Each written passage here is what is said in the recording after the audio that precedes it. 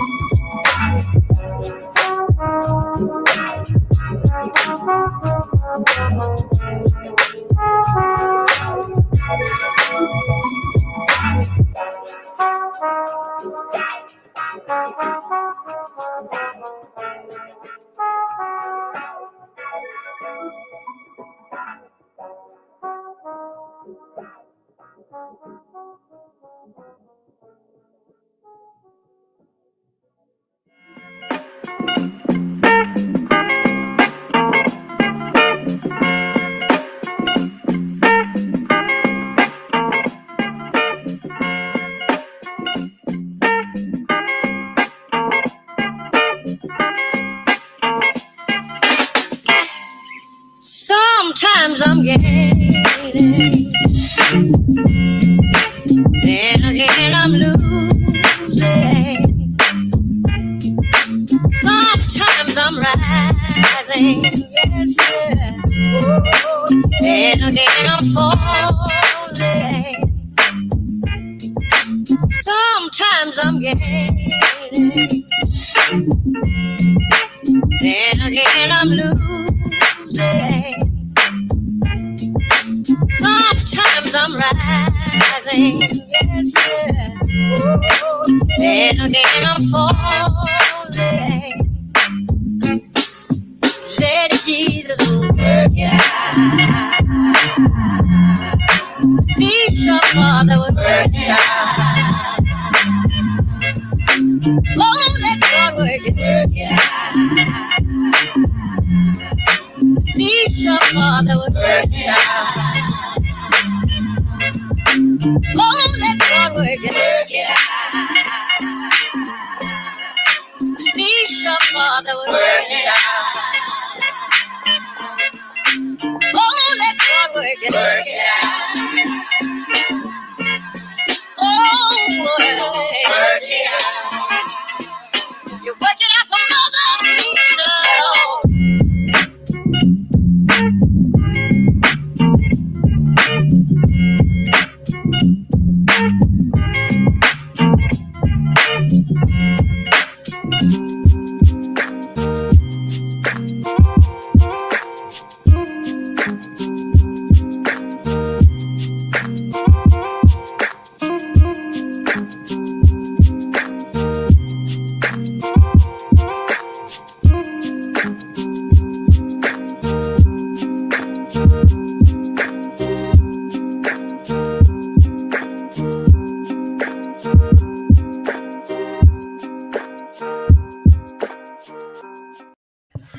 All right. Welcome back, ladies and gentlemen. This is David Patrick Harry with Church of the Eternal Logos, and I am joined today by the host of the Counterflow Podcast, Buck Johnson. How you doing today, sir? I'm extra good today. This is good. I'm excited to be here.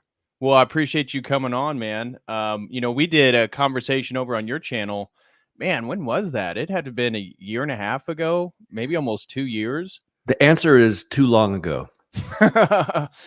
So, you are always having new conversations with, people in the Orthodox community, but also kind of people outside of the Orthodox community on a lot of important topics, pressing contemporary issues. And I want to get into just kind of reflections and riffing off various things going on in the world. But before we get into any of that, I thought maybe it'd be beneficial for anybody watching who isn't familiar with your content. Again, you're tagged here on Church of the Eternal Logos in the title, and I have his link. It should be on all the video descriptions on all the platforms to take you to his YouTube channel, Counterflow.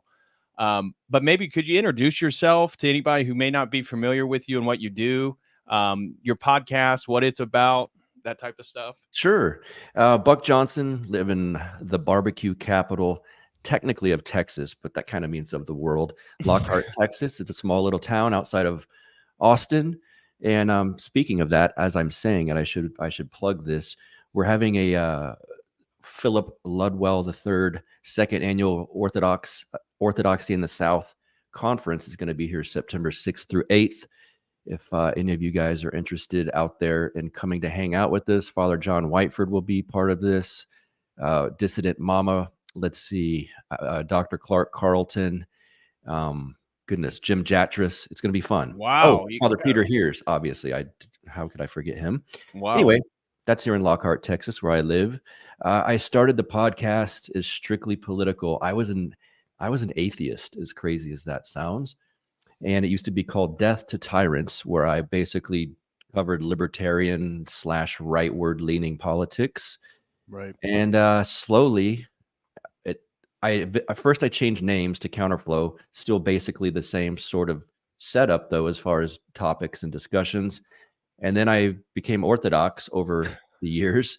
And as that has happened, the channel has sort of I've taken everyone along for the ride. Let's put it that way. And so, yeah, that's glory to God. So now, how did you get into Orthodoxy? Because if I remember, I did a stream with King Pilled, and he said that he knew you back in your guys' libertarian, anarcho-capitalistic days. Mhm. How exactly did your atheist libertarian worldview meet Orthodoxy? Curious how that came about. I got confronted with reality is the one way to put it. Matt Kingfield is one of my best friends. He now goes to my church as well. And so we've sort of taken this journey slightly together because he was one of the first people I was asking him about. He was on my show about political issues of the day, 2020. I don't want to get your channel with strikes. Yeah, we watch certain words, yeah, but but you understand what I'm saying. Yep, During that time, I was talking to him on a show, and then our friend Cyprian from the Royal Path. Oh, yeah. Then Armani, who I was already friends with from my own podcast, talking political things. And both of them would drop the term Orthodox Christianity from time to time in our discussions. And I asked Cyprian offline after one of our interviews, I said, I'm curious, you have such a great way of viewing what's going on. Your analysis of the stuff that was happening in 2020 was so seemingly spot on to me. And I have a feeling Orthodoxy has something to do with it. I'm ignorant. I don't know what this is. And he starts with, if you're looking at any of these things that are happening through a materialist lens, you've lost the plot, basically. Like this is all spiritual warfare. He's quoting Ephesians 6:12 to me. And I said, well, where do I start? I am kind of curious. And he said, order God's revelation to the human heart. Oh, very Father thin Seraphim book Rose. by Father Seraphim Rose. It was just basically a transcript of a talk he gave, I believe at Berkeley or something. But ordered it. I get it in the mail, and I was ignorant. I see the cover and I see Father Seraphim, and I was like, the guy looks weird, and so I didn't read it at first. And it took a week or two, and then I discovered, lo and behold, in Lockhart, Texas, 13,000 total population, probably 40 churches, but they're the sort of what you would, Baptist, Catholic, kind of just generic stuff, Presbyterian. And there's an Orthodox, there's a Rocor parish here. And I'm like, weird, okay. So I would drive by it every week, and I'm like, do I go in? No. Bigger guy, I'm covered with tattoos. I don't understand this faith. They're going to think I'm crazy. Right. I had all the trepidation that a lot of people have at first. And rightfully so. I mean, it is a big cultural hurdle when you first go to an Orthodox church, because it, especially if you go to Rocore, and I don't know about your parish if they do English or it's all in Church Slavonic. It's 5% Slavonic. The rest is Okay. English. Yeah, my first experience was entire Church Slavonic. So I didn't understand much of anything when I first went to an actual liturgy, although I had been reading a lot about the theology and the history of the church. So I wasn't totally naive or ignorant, but still, as a Westerner, there's a cultural hurdle, especially if you move into an ethnic parish. So that's totally understandable. And I've always been a little bit, my politics are what you would consider fringe, and so I kind of look different, and I just was like, they're gonna think I'm weird. I read the Father Seraphim book, and my mind was my heart really was blown away. I was literally could feel my chest getting hot as I read it, and I was like, why this is so much different. I've been an atheist. I started to call myself agnostic because I realized the futility of saying, like, I know there's no God. And I'm like agnostic about this, but this is way different than any sort of Christianity that I grew up with. John Hagee's church is where I went as a teenager, who's oh wow, the biggest Zionist among us. Right. And so I was like, this is great. I love this stuff. And then lo and behold, I thought these were coincidences. They're not. Someone reached out to me on Twitter and DM'd me, who followed me from the show. And he said, hey, I heard you mention that you live in Lockhart. I'd like to invite you to my Orthodox parish in Lockhart. And I was like, what? Who is this? And he just said, I live about an hour out, but that's the church I'd go to. And I was like, well, that's weird that you sent this, because I've been driving by it and you had no clue. He's like, no, I like your content and I'm Orthodox. I just wanted to invite you. And I'm like, well, I just read Father Seraphim Rose. And I'm nerding out. Like, I read this guy. Do you know him? And he's like, yes, of course. He's my family's. We call him our patron saint for my family. And he said, there's an icon of him on the wall in the parish. And he said, just so you know, these can't possibly be coincidences that I have felt the urge to reach out to you. So lo and behold, I emailed the priest. What do I wear? What do I do? And he said, just come. Don't worry about what you're going to wear. Just dress like you always dress. Come to the liturgy. And that's where I started.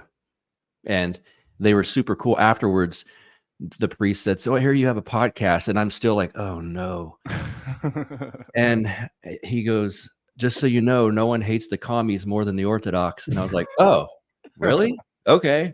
And he's like, yeah, I'm afraid that Tucker Carlson's going to say that I'm too far to the right. And I was like, oh, okay, I'm comfortable. And so it was quickly a warmed up affair. Now, have you gone to Father Moses's parish? Is that the Rocore? It's not. He's about an hour from me. I've been to it with him, like to show me around. Father Turbo and Father Seraphim, Father Seraphim from North Texas in Dallas. I forgot his last name for a second, but I was with the three of them, and Father Moses wanted to show us his parish, so I went in there and it's beautiful. Looked around, but I've not been to a liturgy there. Oh, okay. Because I go back and forth with Father Moses sometimes, and he mentioned, oh, Buck's down here and he lifts weights too. We got to get an Orthodox group together to go lift. Yeah, man. When I met him, when Father Turbo took me, they're old friends. So Father Turbo and I went to his house, and he's in his garage gym blasting metal or hardcore and just throwing like weight. I mean, I can lift more than your average person, but I can't lift what he was lifting. Right. I was like, holy, he's full sleeve tattooed. And I'm like, it's just a priest. Wow. Okay. And he's intense. He's kind of like Alex Jones in person. He's just kind of aggro. He's jacked. He's great. Yeah, he's awesome. Yeah, he is awesome. Well, I'm curious, what was your experience growing more in the faith? Because I want to connect all this stuff, because I want us to riff and kind of discuss a lot of the things happening around the world right now.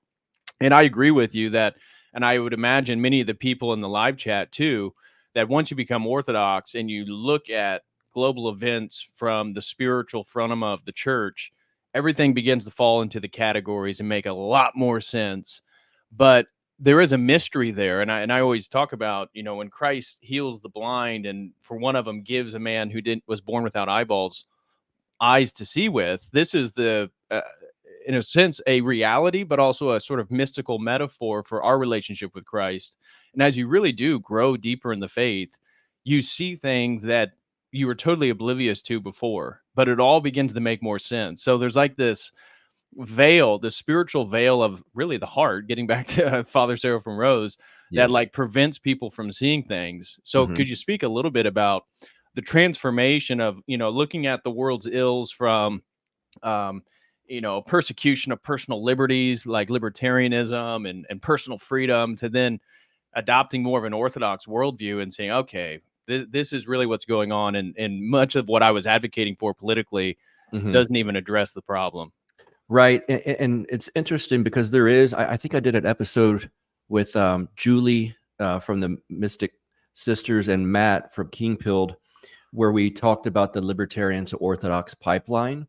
And it makes sense to me that that exists, because like Father Turbo always says, seek truth.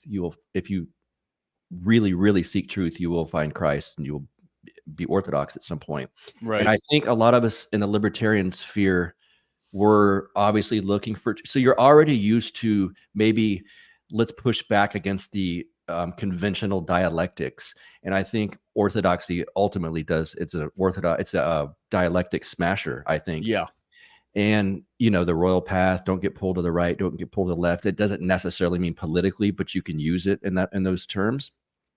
And I think you start to see Made maybe by Jim Bob just said he's a product of the libertarian to ortho pipeline as well. there's a lot of us, and it just makes sense because you already aren't super dug in on, well, here's how things have to, you just don't fit into the dialectic. You just don't. And I think we still have to be careful, and orthodoxy helps me do that, to not get swayed. I'm almost tempted to get a Donald Trump sign and put it in my yard, but I'm not going to, because it's still falling for something that's, I can't totally get behind a political movement at this point. We were called post-libertarians, a group of us, and we got attacked a lot. I mean, I got personal phone calls getting yelled at by Libertarian Party members saying, like, you're abandoning us or you're turning your back. And it's like, my identity is no longer a political label. Right. It's like, why? Because anytime you get that on yourself, it's like, I'm a Republican. It's like, we're really like Mitt Romney. No, there's too many things to explain. And while, yes, we have issues within the Orthodox Church, it's much more comforting and settling to myself to say I'm an Orthodox Christian. And that's my only label that counts. Right. And it already fills in many political positions, if you will. I mean, it doesn't really address what economic structure you prefer or Sure. monopolization of capital, this type of stuff. But when it comes to all the social issues, certainly so. And and Father Turbo has been very frank, and he mentioned again in our last interview, one of the things about being Orthodox, because we believe ourselves to be Israel, you can't really be a Zionist and be an Orthodox Nope. Christian. Those worldviews are mutually incompatible. Yes. It's so, he said that, and I clipped it and I played it over. I put on Twitter. It's so important. He told me that too. He said, there's a couple of things, politically speaking, once you become Orthodox, that you got to ditch. And the first one, you can't be a Zionist. And then the second one was, he said, he's put this out there before, so Right. I don't feel like I'm giving private advice out, but he said, you got to quit worrying about saving the empire, saving the West, saving America. He's like, empires come and go, and the church has been here throughout time. Right. And so don't be so concerned with how to politically save this country, because it's not going to happen. Right. Well, and that's actually brings up, it's a good segue into one of the topics I wanted to reach out to you, because you're pretty active on X and got a feel for the cultural zeitgeist amongst Gen Z, millennials, Gen X, that type of thing. And one of the things that's emerged in the last few days, and there's a lot of topics I want to get your perspective on, but Fuentes and the Groypers have gone to war with the Trump administration, or the Trump campaign, I guess not the administration, but his campaign. And just to give credence, certainly I agree that there's a lot of strange hirings, a lot of sort of boomer political positions in the Trump campaign, and doesn't seem like they're making in certain points the right decision. But Fuentes is also I've never been really critical of Fuentes, even though he's blocked me on all the social medias because I made a comment about the juvenile tendencies of Groypers. Yes. Just He generally blocked speaking. you, huh? Yeah, and I got blocked and never engaged with the guy. Wow. But he has he's very articulate, and he has a lot of political opinions that maybe, in certain degrees I would agree with, but Right. his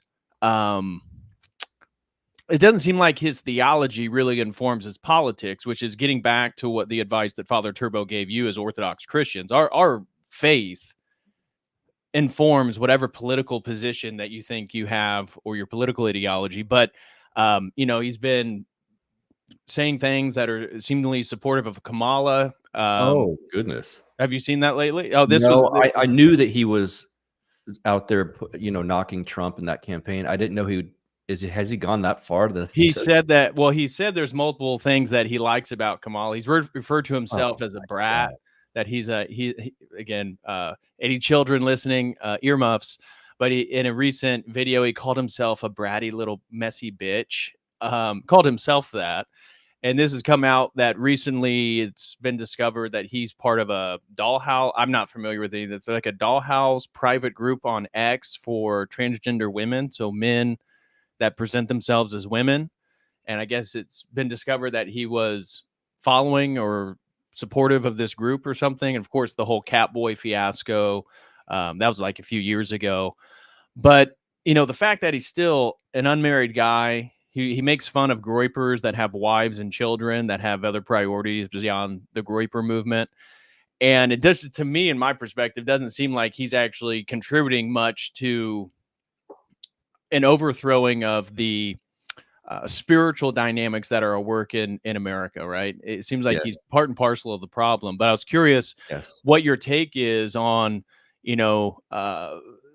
Groyper, the Groyper War, Trump, and then unfortunately, I talked about this with Father Turbo, and we have to be careful because we're on YouTube, but, the Austrian painter, he has grown to fame in recent years amongst, again, a lot of the younger guys, Gen X and stuff like that, as being edgelords on X. What's your thoughts on that whole dynamic? To put it bluntly, and I'm not trying to be judgmental or offensive, but I think it's stupid. That's where I would start. Those guys that are so like the Groypers, and they're like reactionaries to the Zionist, we'll put it in nice terms, Zionist stuff. There's a way to go about understanding why Zionism is a thing and what the real Israel is versus the state of Israel without becoming edgelords. You almost start to, when you're reactionary like that, and I mean quite literally reacting to it, not just in the political term reactionary. Right. You're giving that, it's almost like let's call it, the Zionists are you're putting them like idolatry in an idolatrous way, almost by you're putting them in the front seat and you're like, oh, don't turn, no, don't do this. Like, quit giving them so much power. Libertarians do the same thing with the state. They spend so much time focused on the state. It's like, dude, you're making an idol of this thing. Like, let it go. And so unfortunately, the Groypers are obviously not following a royal path. You can edgelord yourself into believing some of the stuff from the Austrian painter, if you will.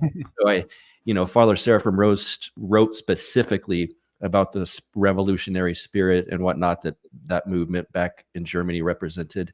It's obviously not Orthodox.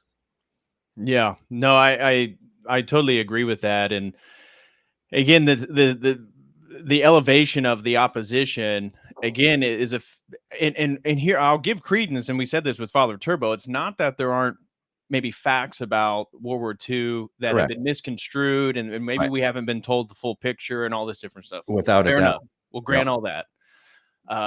Because I'm aware, and I'm sure you're aware of a lot of things that people would bring up. Okay, Yes. grant all that.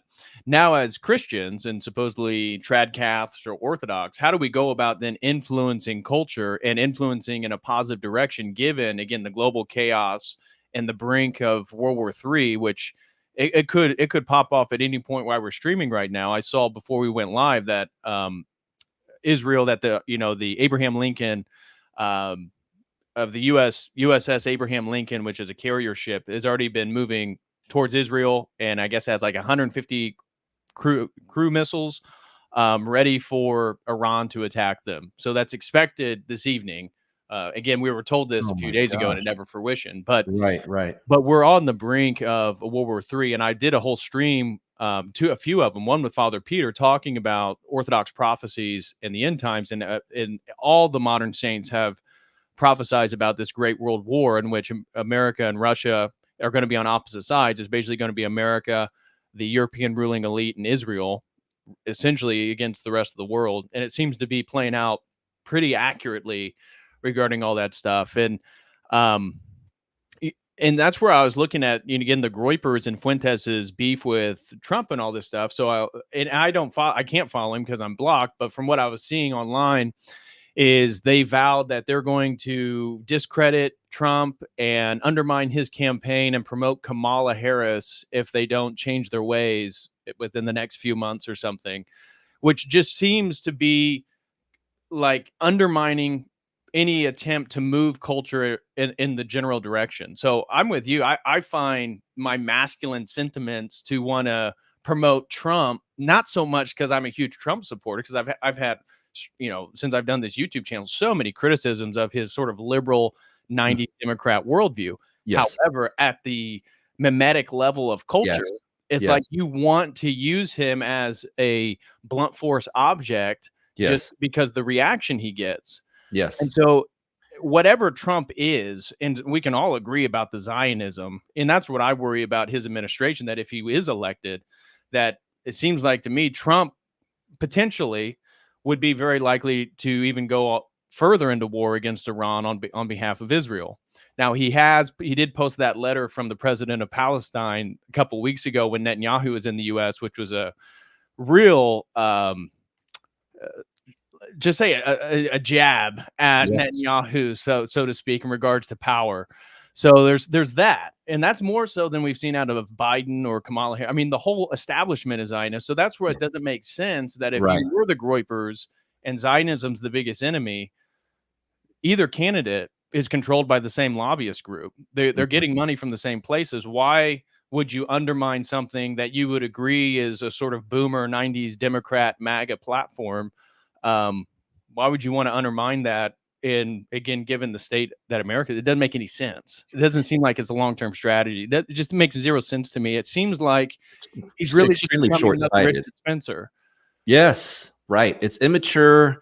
It's, I mean, I don't understand if he's going to take himself seriously or want to be taken seriously, Nick Fuentes, that is, to even allude to any sort of support for the absolute biggest joke of a candidate in my lifetime would be, I would assume, detrimental to your future of trying to influence people or have a following, because I mean, that's absurd. The stuff that's coming out about her, there's the propaganda is so weak now. I think that's a great sign. It should be a white pill for people that they're literally trying to make her look appealing or popular. And oh man, Trump's low energy, but look at her.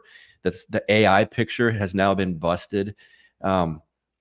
This is such a ridiculous amount of propaganda that's not good.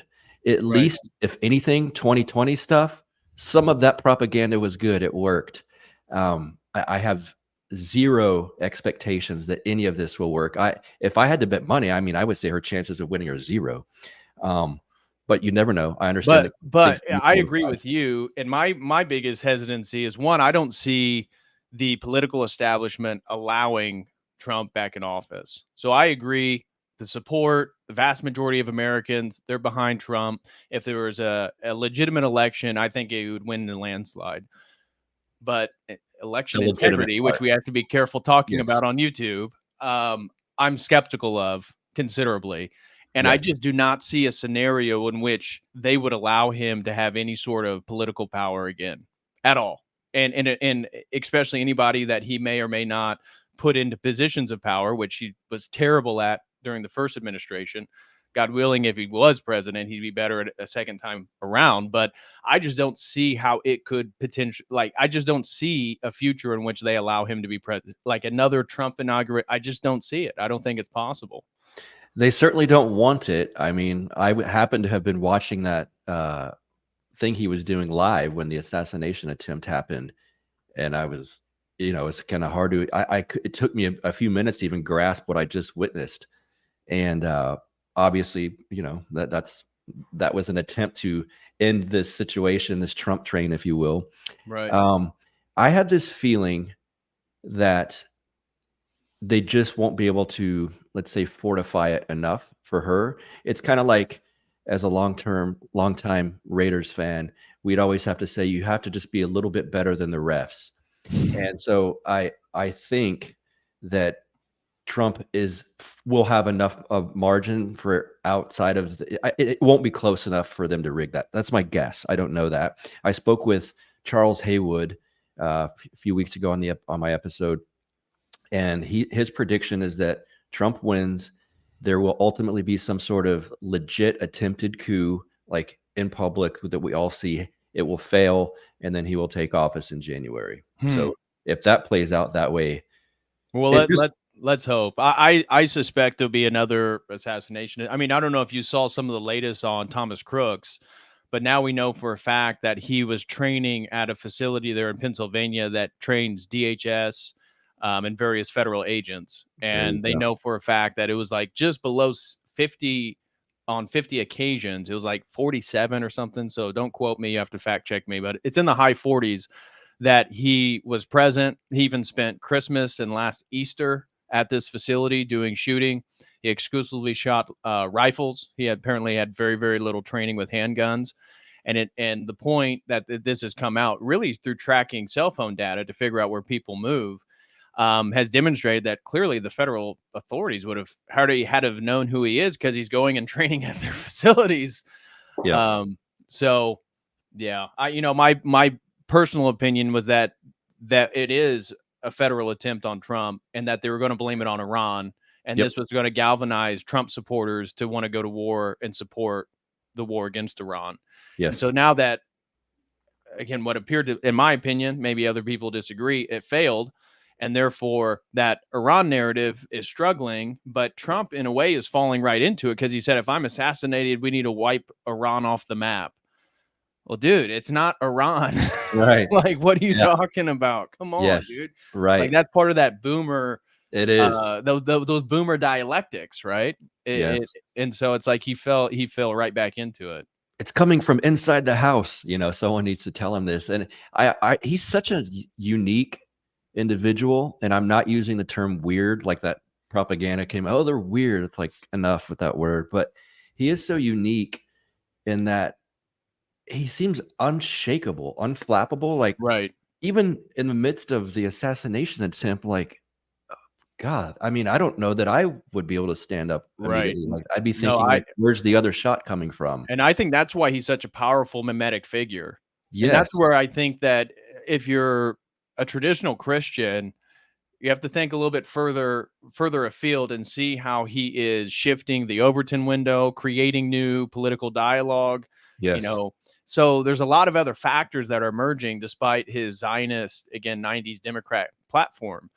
There's a lot of other things that are happening. And again, just sort of that alpha masculine, whether you think he's an alpha or not, it's just the way that he's depicted. I mean, I think it was really badass to say fight after he had, like, that's awesome. And that is a monumental political moment. But of course, we see that it's already been wiped out of the media landscape. Nobody will even mention it now. Mm-hmm. But he has a very interesting talent, and I don't think at least that he's dialed this in on purpose, but he has a talent that seems natural to be in a situation where everyone else unmasks themselves and shows you who they actually are. It happened the second he got elected. And, I started getting people that I knew, well, you liked Ron Paul, that's basically Trump. And they would not like me anymore. And it's like, well, I'm glad I see who you really are Right. now. But No, and I will give him that. I agree with you totally. And I think one of the most redeeming factors of Trump is that he's just authentic. Mhm. Like he's authentically Trump. Now, again, it comes with baggage, and as an Orthodox Christian, there's certainly major things that I disagree with, but he's just himself, which is such a sort of a nuclear bomb against the facade of the political structure, because everybody's so inauthentic, and because he doesn't play by those rules, it forces them to reveal themselves. Yes, and I didn't like him, by the way. In 2016, I was still very firmly in the libertarian world. And it's funny how a boomer like my father has been red-pilled on certain things that he was not prior. And one example was I watched Trump in the debate in 2016 with, or 2015, I suppose, against Marco Rubio. They're talking about the size of various body parts and the size of his hands. And I wrote my dad and I said, this is an embarrassment to the Republican Party. And he wrote back, they need to be embarrassed. And I was like, fair enough, fair enough. Then he gets, my dad got a subscription notice for it's a neocon magazine. I can't think of it off the top of my head, but it's the biggest neocon magazine in the history of this country. And he wrote back on it. He didn't send the money. Instead of just throwing it away, he said, I support Trump and I hate your neocon rag, and mailed it back to them. And I was like, wow, okay, well, it's working then. Fair enough, That's awesome. We had a couple questions. Normally I save all the super chats towards the end, but in case anybody wants to ask Bucker and I questions or to reflect on any cultural topics, feel free to send those in and we can address those as we move through. There's still a handful of issues I want to bring up. So let's just catch up on a few of these. One Blue Eye has been a COTEL crew member for 1 month. He says, thanks for the great work, DPH. You have an excellent group of people listening in the chat. Keep up the great work. Thank you very much, One Blue Eye.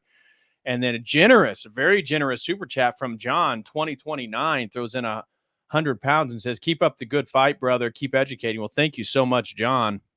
And then our brother made by Jim Bob throws in $10 and says, thoughts on the push via Sneeko and others to unify Islam and Christians against evil? How do we address people who are tempted? I have my own thoughts on that. I'm curious what what is Sneeko? What is that? So Sneeko is a prominent streamer.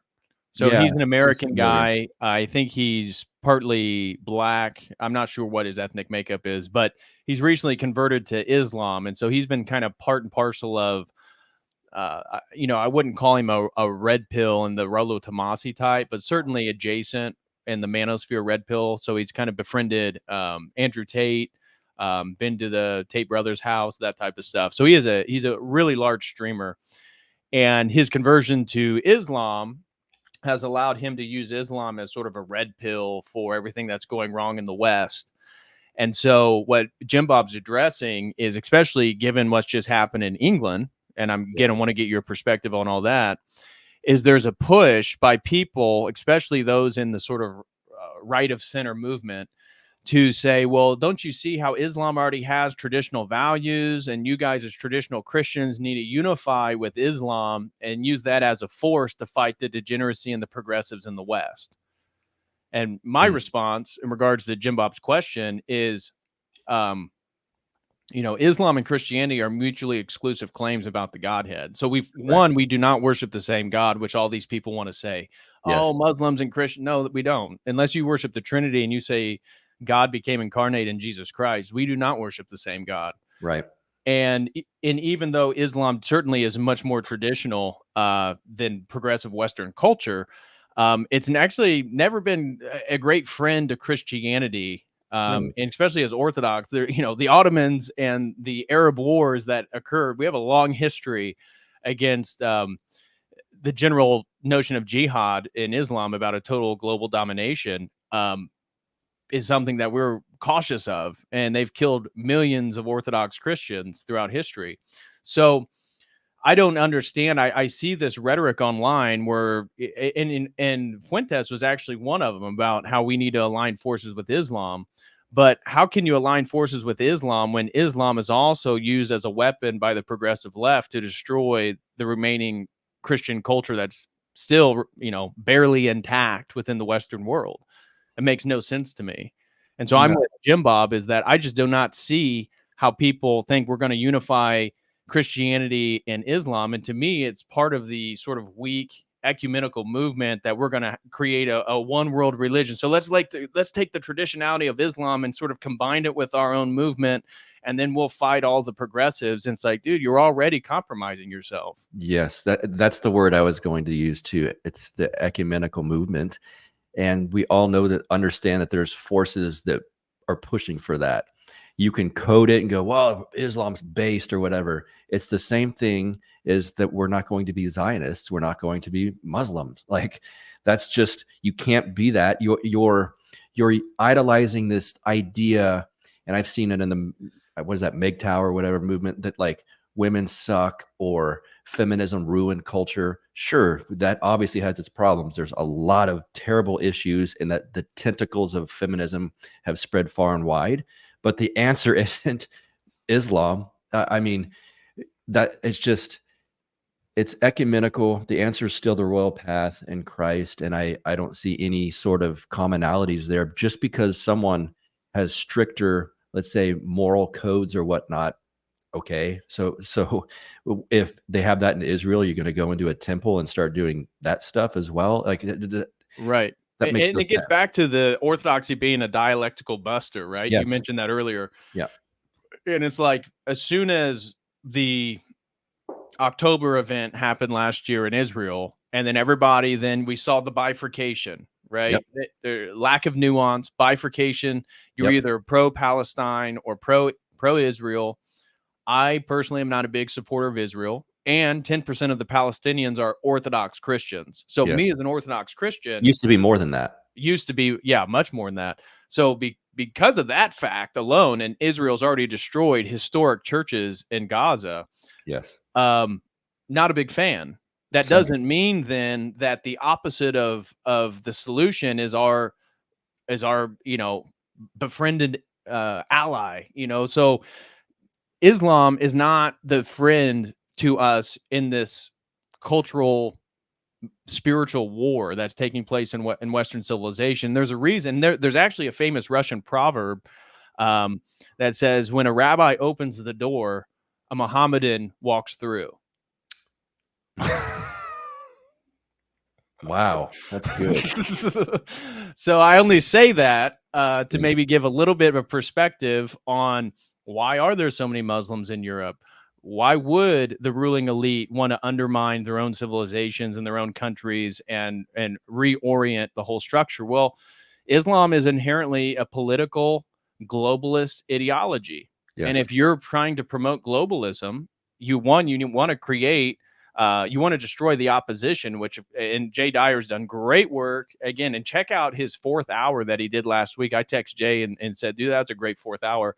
He's literally talking about the Western elites for over 100 years have been talking about bringing in Muslims because conservative, what they deem conservative or traditional Christianity, is the biggest roadblock to their globalist plans. Mm-hmm. So Islam and bringing in Islam, it's really just to undermine one particular group, conservative traditional Christians, which is exactly what we're seeing. London has more mosques than any other city in all of Europe. I believe it's over 1,000 now. Imagine that, over 1,000 mosques in one major city. That's incredible. So, this idea, this comes from when people just like Fuentes. I mean, I think it comes from people who are much more pragmatic and political in their understanding than spiritually rooted and traditional and looking at, what's at play here. Yeah. And I think it's telling in that we have that problem. And I'm not going to say that I was not of this mindset in Orthodoxy too. It's like Father Turbo says, where I love it because it's old. It's not my dad's Christianity. It's anti this thing, anti-alphabet soup. And it's like, okay, fair if that pulls you in, but that's still all up in your head. That's still all up here. Right. Once it starts, you realize like, oh, maybe it's against stuff I do. Maybe I need to focus on the inner cleaning of this cup. Then it becomes hard, and some people filter out. So it's telling if these young men want to find Islam. I think they're being drawn for the same kind of surface level reasons, if you will. Right. And it's like, if you stay in it after figuring out, it's based or whatever you think it is, I think it's telling, because you're still not doing the inner work. So maybe they're not focusing on that within that. Right. Well, and the way that Islam lures believers, and God bless, obviously I hope for their conversion, but I don't hate or have ill will on any individuals. But, the whole idea of making it to paradise and having 72 virgins, having multiple, I mean, they're using sexual gratification. I just saw, man, what country was it? Was it Iraq that just limited the age of marriage from like 15 to 9? Oh, Lord, have mercy. Yeah. Okay. Well, of course, and Aisha, she was 9 years old when the Prophet Muhammad fornicated with her, and they got married when she was 7, from my understanding. So that's not something unheard of in their culture. And to think that you're going to be able to bring people in with such a strong, traditionally minded, militaristic, religio-political worldview, and that they're going to assimilate inside Western culture is just ridiculous. And so going back to London and what's happening in England, it's just mind-blowing to see, again, public displays where Muslims have knives and stuff like this. You see the Palestinian flag. Then you see people with like LGBTQ flags. Yeah. You see leftists, progressives on the same side of the street versus people that are flying, the UK flag and just wanting to stop or limit migration, especially illegal migration. They're on an island. So the only way to facilitate illegal migration is through the help of the state and through NGOs. Yep. Yeah. And there's no go. I mean, I'm sure y'all are all familiar with this, but there's literally no-go zones in London where, let's say, an ethnic Londoner, English person, specifically women usually, can't go, because you'll be assaulted in various senses. And I mean, there's your open borders, Right. And just yesterday, a 11-year-old girl and her 34-year-old mother were stabbed. I don't know if it was in London or I forget which city, but I just saw that circulating around the interwebs, because I guess you can imagine who was probably behind that. So the fact that the UK is taking such a strong stance on political speech or speech in general online, I mean, what are your thoughts about that? It's unfortunately not surprising. It feels to me, and I know some people over there, and their hearts hurt because they were such a prideful, and I mean this in a fairly positive light, prideful group of people about their nation. And the ones I know personally feel like it's gone. And so it seems like things are just unwinding. It's almost like they're being punished for Brexit in some senses here, but it just feels like their culture is now gone. It's been replaced, and I don't know what's left. I was in London myself. It didn't feel British, if you will, until you go out to the countryside a few hours outside of that. Then it does feel like you're in jolly old England. But it feels also now, that was several years ago, it feels like that's starting to unwind as well. Right. Yeah. Being in motion says problem, reaction, solution. Yes. And that's it. That, again, getting back to the old Russian proverb, it seems to be prophetic about the contemporary chaos that, again, is happening in Europe. And, my fiance is from Germany, and when I was there, very disheartening in regards to see the amount of Turks there, and that in her city in Stuttgart, 1 out of every 3 babies is actually German born. So 2 out of every 3 come from immigrant parents. That's just totally unsustainable. That only takes a generation or 2, and you're done. And they dominate southern Germany. Yep. And so that's and France is one of the worst. So they have one of the highest numbers as well. And so it just seems like this global chaos and the intended mass migration is not just UN Agenda 21 of the 21st century and allowing mass migration so you can dissolve national borders. It's about creating that problem of internal chaos. People then react to it, the reaction. And then the solution is that the people who are reacting to it are coming out of the woodwork, so that now you can identify them and then sentence them. So in the same, I saw in London in the same week, where they are putting people to jail for involvement in these demonstrations or riots. Who knows who is responsible for what? They also let a teenager go who is responsible for a rape and another one for a stabbing. Again, both immigrants.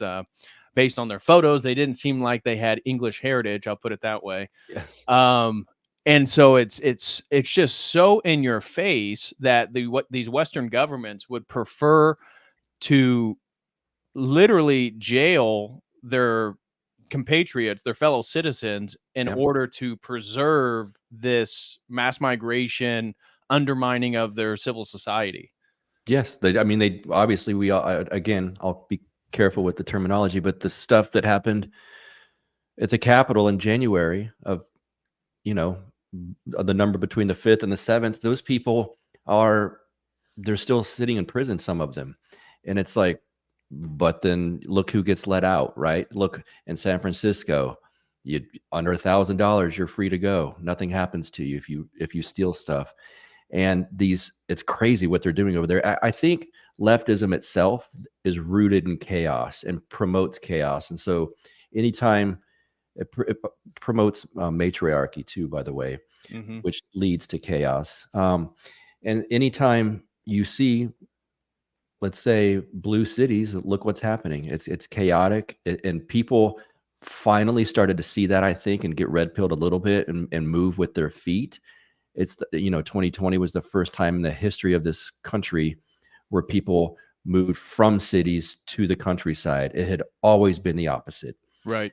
And the chaos now is getting so bad. At first, we were worried here in Texas, like, all these Californians are moving here. They're going to flip us to a blue state or make it purple.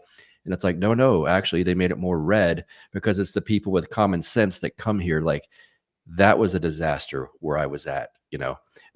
Only the left could take the best climate, the most beautiful state, the most economically productive. Yeah, and trash it, And now I saw a video of Gavin Newsom pretending to clean up homeless camps or something like that. And then he had the gall to do an interview afterwards. And I believe he made a statement basically like, who allowed all these homeless encampments to occur and like destroy California. It's like, bro, you've been governor for 6 years. Yep. You literally come from political American elite. Like, stop. Yeah. Stop. That's the propaganda of the regime is so weak now. It's like someone in a fight just swinging with their last gasps of life. It's like, dude, no one believes this. Come on. Yeah. We had a couple more super chats, and again, I got more topics I want us to address, but people are sending stuff in. Shout out to Alexandria, Orthodox Boomer Grandmother. She says, unionofallicons.com appreciates you, DPH, and all you COTEL Ortho family folks. Make sure, go check out Union of All Icons. If you're looking for any Orthodox icons, they make great icons. I have 2 of them. So shout out to Alexandria and your family. Hope you guys are well. And then Rigovich says, I'm in the UK. These pesky Fabians, and they certainly are Fabians. Again, and if you're not familiar with the term Fabian, go check out Jay Dyer's 4th hour of last week, which was Friday. I promise you, he lays it all out in regards to the sort of Fabian dialectic and their utilization of Islam in this plan that, again, is over a century old. So shout out to you, Rigovich. Yes. Hello, Rika. Good to see you. And let's see. Snaggle Beast, let me pull this up, throws in $10, says, thank you for your willingness to work this mission in the wild west of the internet. Between you, Jim Bob, Andrew, and Jay, my eyes have been open to orthodoxy, and I just recently asked to begin the catechumen process of my local parish. So glory to God, Snaggle Beast. I'm sure I'll speak for Jim Bob, Andrew, and Jay. We are all humbled that if we've helped you in any way find the church and reorient your life and find meaning and find Christ and find God and find community, glory to God for that, brother. Thank you so much for your support. And it's wonderful to hear that you found a parish. And someone says do a Toll House episode. Oh, that will definitely get people worked up. That's one of the one issues in Orthodoxy that it will get heated arguments for sure. Yep. John Anon throws in a dono chat and says, "Can you comment on Orthodox films like Man of God, the recent film Sacred Alaska, and the upcoming documentary Christianities by John Heers?" I can say that the Man of God film is a great movie. In fact, we were going to do it for men's group this month, but St. George, an Antiochian church here in Indianapolis, is hosting a retreat to watch Man of God in November, in which Father Hans Jacobsy is going to be there. So we have moved Man of God to then. We're going to go to that parish, and so we're going to watch The Island for this month. But concerning, I haven't seen Sacred of Alaska. Sounds like it's going to be a good film. I think there's a showing here in Indiana I was going to try to make. And then the documentary Christianity is actually this Wednesday, John Anon. John Heers and Father Peter Heers, and I believe another guest, if he's able to make it, are all going to be on the stream talking about their upcoming film project. And we'll be promoting the Indigo link so people can support that project. So make sure you join us, John Anon, on Wednesday. That'll be at 3:30 p.m. Eastern Standard Time. And then Sabir says, "Make prostrations and wait on the Lord. Thanks, Patrick and Buck." Well, thank you, Sabir. And then CJ throws in a generous $20 and says, "Gotta keep you drinking them fancy waters, buddy." Almost as refreshing as having wholesome Christian content and entertainment in today's climate. Fan. Well, thank you so much, CJ. Really appreciate you, my man. God bless. Yes, I do drink Topo Chico when I do a stream. They have that way up there, huh? They do. Very cool. Topo Chico's my jam. Yeah, it's very popular in this state. Oh, is it really? Yes. So, again, I wanted to get your reflection on a lot of things going on. We talked a little bit about everything that's going on in England and mass immigration. But what are your thoughts on being on the precipice of World War III? I know that, again, you've done a lot of conversation with people that probably spoken on this topic, but obviously it looks like things are about to pop off between Israel and Iran, which is going to include, it already includes Russia and China because of their economic ties to Iran and their oil program. And of course, then the US and Europe on behalf of Israel. What are your thoughts on that? Ukraine, Russia, again, just it seems to be that the entire state of the world is on the precipice of a war. Yeah, it worries me. And I just did an episode that drops tomorrow with Father Peter Heers. And like I mentioned to you offline, we're going to Mount Athos together. And when we were done with the episode offline, we're chit-chatting and catching up. And he says, well, just pray that and he's being serious, just pray that World War III doesn't start and we can still go.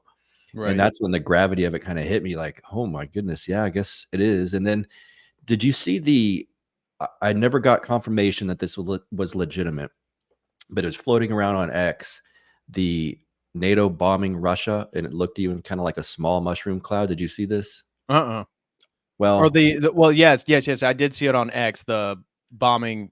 Yeah, go ahead. Saying from NATO at Russia. And it was like, uh-oh. I mean, it's crazy to think with all the propaganda that comes our way that we might have to rely on Vladimir Putin to be the voice of sanity in this entire situation. Yep. I do think, and I don't want to end up regretting saying this, I do think Trump Vance administration would be somewhat more reasonable on this issue than, let's say, the opposite. For one, because I hope they're going to surround themselves with better people this time. I hope he's learned a lesson, especially after almost getting popped in the head. If he brings in people like he did last time, then we're screwed either way. Right. So yeah, this stuff concerns me. I still have this feeling, and maybe it's just the eternal optimist in me, that we're not close as we think right now. And I'm literally going against one of my favorite Orthodox, who I call a saint, Father Seraphim Rose. We're closer than you think. I just have this feeling. I covered recently the book of Revelation with Jeannie Constantino, and she said when Andrew of it was this book here actually, when Andrew of Caesarea wrote the Orthodox commentary on the book of Revelation, all of the things that were happening where he lived at that moment were much worse than what we're witnessing right now. And he was like, guys, I know it seems like we're at the end of the world. We're not. This is going to go fine. And some things that were literally happening were in Revelation. So I think part of me thinks it's too tempting to go, well, here we go. This is probably it. I could obviously be very wrong. I often am, but I somehow feel optimistic about a situation that also seems dire at the moment. Well, I appreciate that optimism, because I always tell people on the stream, I feel optimistic about my life and at least my disposition and the people around me. I'm probably on the other end of the spectrum, though. I'm pretty pessimistic concerning global events, and hopefully you're right. And regarding like St. Andrew, I would mention that, St. Andrew didn't live in a time in regards with like tactical nuclear missiles, the internet, globalized multicultural world, that we do kind of exist, that, Orthodoxy teaches a sort of partial preterism, where certain historical processes that are going to bring about the end of the world have already occurred, and there's typologies. So Nero was a typology of the Antichrist. Don't know if the Antichrist is alive or not, but at least concerning the prophecies of many contemporary saints like Saint Paisios, we are right on time for the Great World War, which isn't necessarily the end times. So the end times, at least from the Orthodox perspective, this is a period of history that we don't know how long it's going to last. But at least according to many of the recent saints talking about this topic, they believe that a great world war is going to occur. This is going to cause mass chaos around the world, especially economic and agricultural struggles for many people around the world. Many people are going to die. But then after this period, and it's not going to be very good for America, generally speaking, there will be a flourishing, a golden age of Orthodoxy. And we don't know how long that is, whether it's 4 years, 10 years, 20 years, 50 years. But according to the saints, Orthodoxy hasn't been preached to every corner of the earth yet. Right. And that will be done during this golden age that will occur after the Great War.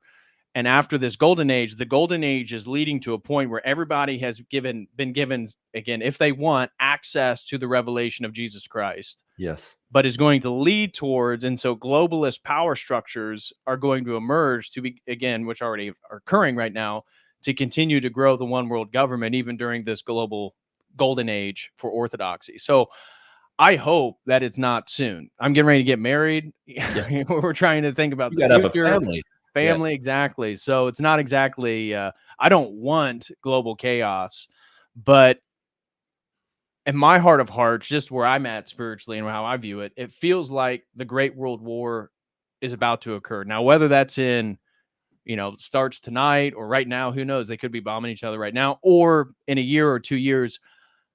To me, it feels like it has to occur before 2030. Again, given some of the timelines of the World Economic Forum and stuff like that. So hopefully that's not the case, but it feels like, to me, looking at it from my Orthodox perspective, being informed by modern saints, that it's closer than it was yesterday. We'll put it that way. Yeah. And I actually, it's funny you mentioned St. Paisios, and I am aware of some of his predictions. I just bought his story, the book on his life that I'll be reading on the way to Mount Athos. So it could be that by the time I get back, I'm going to call you and go, David, I do agree with you now. Yeah. I'm curious. Well, when, explain to people that you're going on a trip to Mount Athos, because I would, while you're there, please ask some of the saints regarding eschatological prophecies and their thoughts about the Great World War and all this different stuff. I'd be very curious to hear what their spiritual insights are as monastics. I would as well. I'm going there with Father Peter Heers and my friend Conrad from the World War Now podcast. Oh, shout out to Conrad. Yeah, he was on the stream. Great guy. Great. Very smart too. I've hung out with him a few times in person. He's smart, sharp young guy. And let's see, there's some others going. This is funny, and I guess I don't know if I can say it. Yeah, I can say it because Father Peter got called out already by his brother John on their live stream. Alex Jones was in line to go to this. What? But his schedule there's some conflicts or something like that, so he's not coming.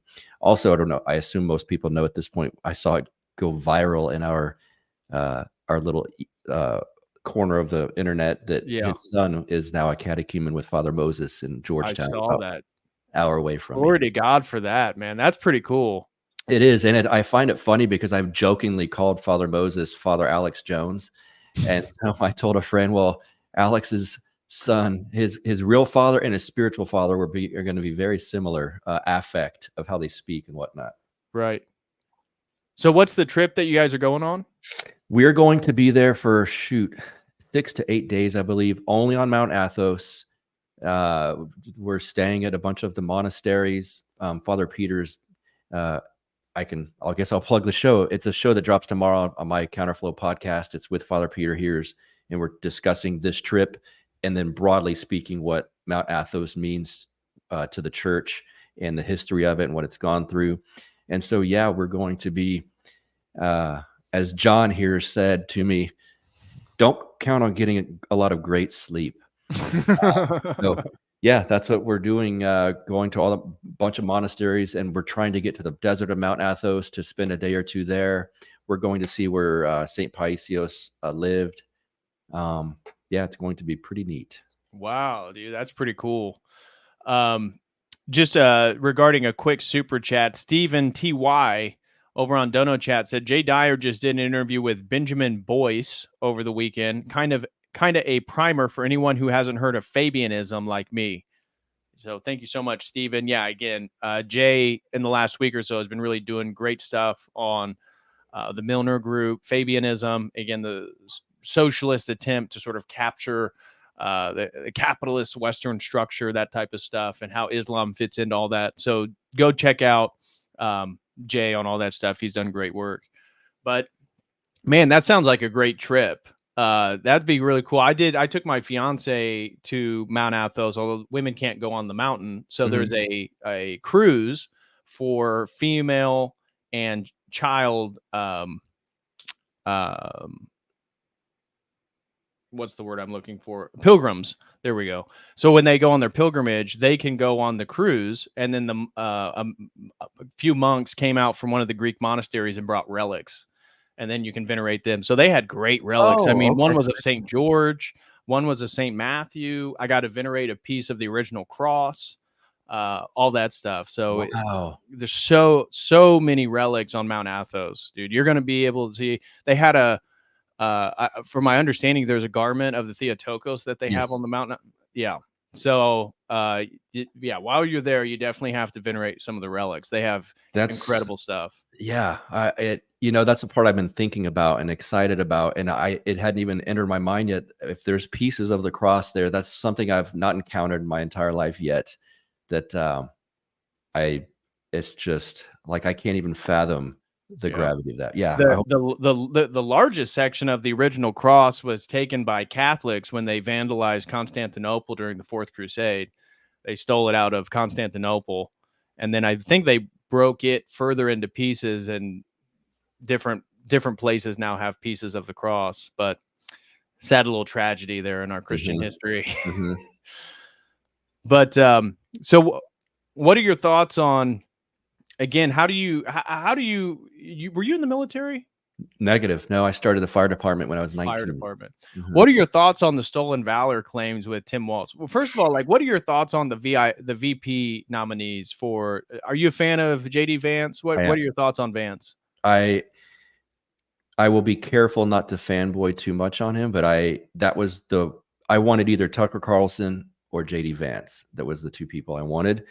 I think JD Vance is more ideological than Donald Trump in a positive way. Right. I started out saying I'm removing myself from ingrained political ideology, but I'm obviously on the right. And I think JD Vance is by the best VP pick of my lifetime. I think that's, even if you don't love him, I think you could probably agree with that. The other guy I think has a lot of mental issues. Yes, Teal connection. I know he has that. Yeah. What are your thoughts on the PayPal mafia? Well, I mean, I'm pretty close with Matt Kingfield. So after learning about it from him, and he had been predicting this, of course, for 6 months. And he said back then, if JD Vance is the guy that they pick, all of my theories and analysis on the PayPal mafia and where this is moving, this rightward direction for it will be a circulation of the elites, out with the old, in with the new. That's where this is going. I don't think we should look, and Matt's very open about this as well. None of these people are like significantly 100% dialed in with what we believe yet, Right. at least. But they also don't hate us as much as the people that are running things right now. And so elites circulate. That's how things work. There's always a circulation, and it usually has to be somewhat of people involved with the current elite to push them out and get the new people in. I think that's absolutely what we're watching, which is also gives me, when the elite, the new counter elite that's rising up, is wanting Trump to win. I don't think that there's going to be a way for that not to happen, because they have more power than we know. Let's see. That's my thoughts on that. The Tim Walz guy, I don't know. I've never even heard of him, to be quite honest, before about 2 weeks ago.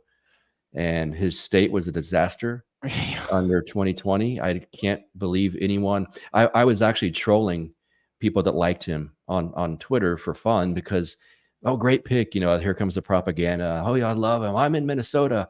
And I would say stuff like, is he the one that replaced whoever was governor when Minnesota was burning during 2020? Like, obviously that wasn't him, and it's like, they just, put that to the side and skate right over that. Who cares? But yeah, I believe he's got issues with children, sex changes, the stolen valor things. Not to me personally, doesn't mean anything. I've never been a big fan of the military. That's harkens back to my libertarian The military days. industrial complex. The military industrial, okay. Yeah, they're like the men I know, and women, I suppose, are great people. Well, not all of them, but just that whole thing. It's like stolen valor. Okay, it matters not to me. It appears that it is legitimate from what I can tell. It's just a topic that I don't. Right. I just don't like the guy himself. Yeah, he definithe has a weird vibe, and from what I'm seeing, I don't know anything for certain, but he has a closeted past, and he prefers relationships with twinks. If you're familiar with what that means, I'll leave that. People can go do your Google searches or your internet searches, your Urban Dictionary searches, find out what twink means. But I think that from what I was seeing, people are planning to release a lot of the information they have on his sexual preferences in October. So it looks like they're hoping, they're waiting for the Democratic convention to occur, where he's officially cemented as the VP nominee with Kamala.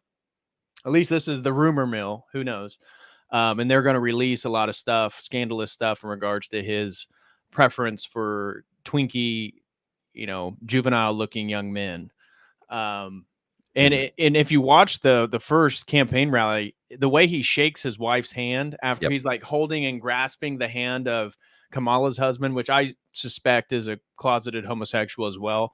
I mean, most of the time, I just suspect that these marriages are total facades. Yes. I was told by someone with inside knowledge that the Bill and Hillary thing's been a facade for decades. Someone by someone that knows them.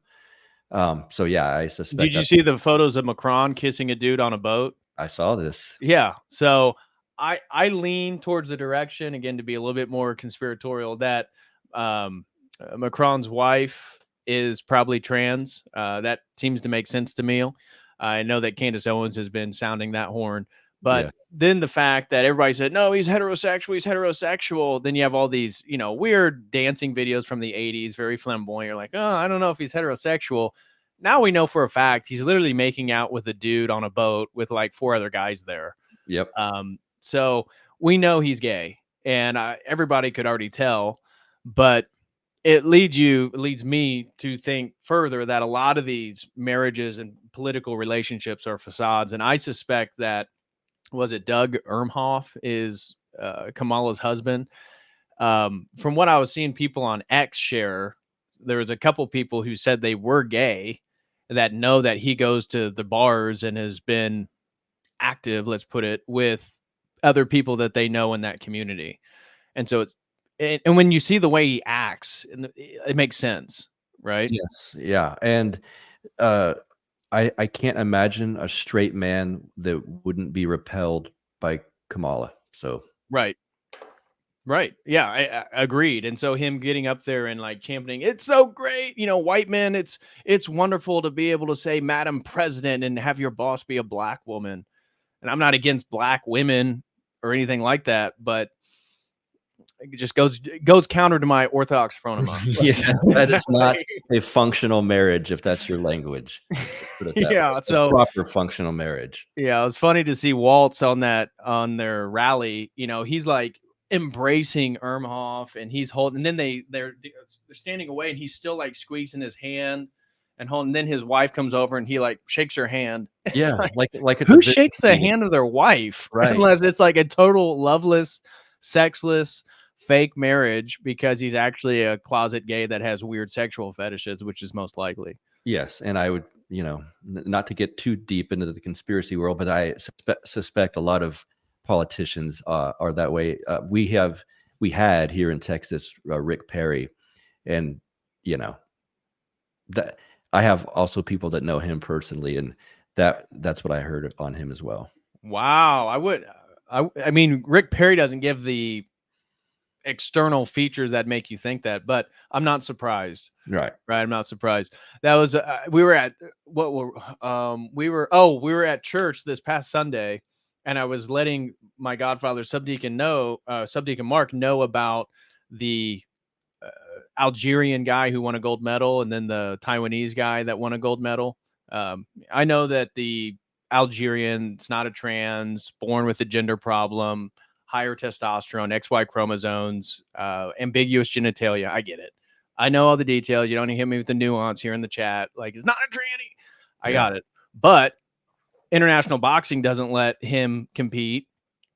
And so I was telling him about how they just won gold medals. And one of the younger guys, I think he's 23, looks over and goes, if it wasn't 2024, I'd tell you I'd be surprised. But doesn't even make me raise my eyebrows. No, I know. And that kind of came and went. It was funny, what you were joking about, seeing that in the chat. It's like all of a sudden I saw people I know personally, not on the left necessarily, defending the whole thing. Oh, well, technically. And it's like, I don't know that that's the hill you want to die on there. Just let that. It's an XY chromosome. So you figure that out yourself. She never got a surgery. This whole narrative that came out. And then the commissioner of the Olympics came out and said that chromosome and genitalia do not define sex and gender. Oh, is that right? I wonder what does your thought. Yeah. I've heard our thoughts determine our lives. I didn't know our thoughts determined our sex. Yeah, apparently that was his response to the whole Algerian conflict and all that different stuff. I actually sometimes applaud when things are so absolutely absurd that it's just like, yeah, okay, cool. Like, sure, it's better. I would rather have poor propaganda than good propaganda. Right. Blue Skittle renewed his membership. Shout out to Blue Skittle, been a member for 9 months, said, I think JD was a great pick. I didn't think initially till I learned more about him. And go ahead. I have something to say that just came to mind about him. Well, he was attacked, broadly speaking, for saying not even the cat stuff. We are a nation of people with borders. Not an idea, yeah. Not an idea. Watch who attacks him after he said that. That was a shot to the heart of neoconservatism. Right. Zionism, neoconservatism, same boat there. Absolutely. The entire narrative that they push is that we are an idea. If we're an idea, you can spread that to every country in the world, but we're not. And so that you careful on, just watch who starts attacking JD Vance and understand that a lot of it has to do with him saying we are a nation of people and borders, because that flies in the exact opposite, the face of what we've been hit with since I was a kid, since you and I were born, neoconservatism spreading around the world. So in regards to JD Vance, I'd never had a real strong opinion on him. Now, I'm very skeptical of Teal myself. So I don't know how King Pilled, shout out to Matt, I don't know how he feels about I know his general thesis is that the PayPal mafia is moving towards the right and they're a conducive ally for our general goals. Yes. At the same time, Peter Thiel owns like Parambrosia, which is a company in which you can inject youthful blood into older people to rejuvenate your tissues. Also Palantir, where they're collecting all the data for everybody and basically partnering with the CIA so they know every online profile of every person who uses the internet. So how should I put it?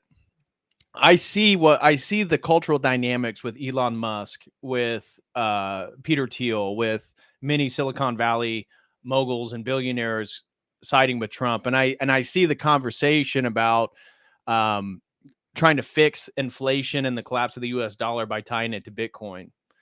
I also been listening to Whitney Webb, who you're probably familiar with, and she's very critical of the PayPal mafia, as you might be aware of. Yes.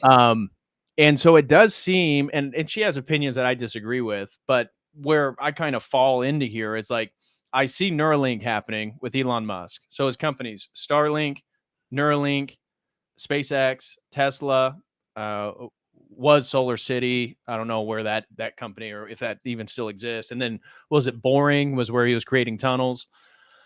Neuralink, clearly I did a whole stream on Neuralink, and literally their website is about fusing humanity and AI together so that basically they are more of the so just given my research with transhumanism, there's kind of two schools of thought, ones that are much more optimistic about it, and even ones that are optimistic about its potentials, but then pessimistic about the dangers of, they believe it can become sentient. I don't believe it can ever become sentient, but that it will be wielded as a weapon, giving the programming and the code that's in it against humanity.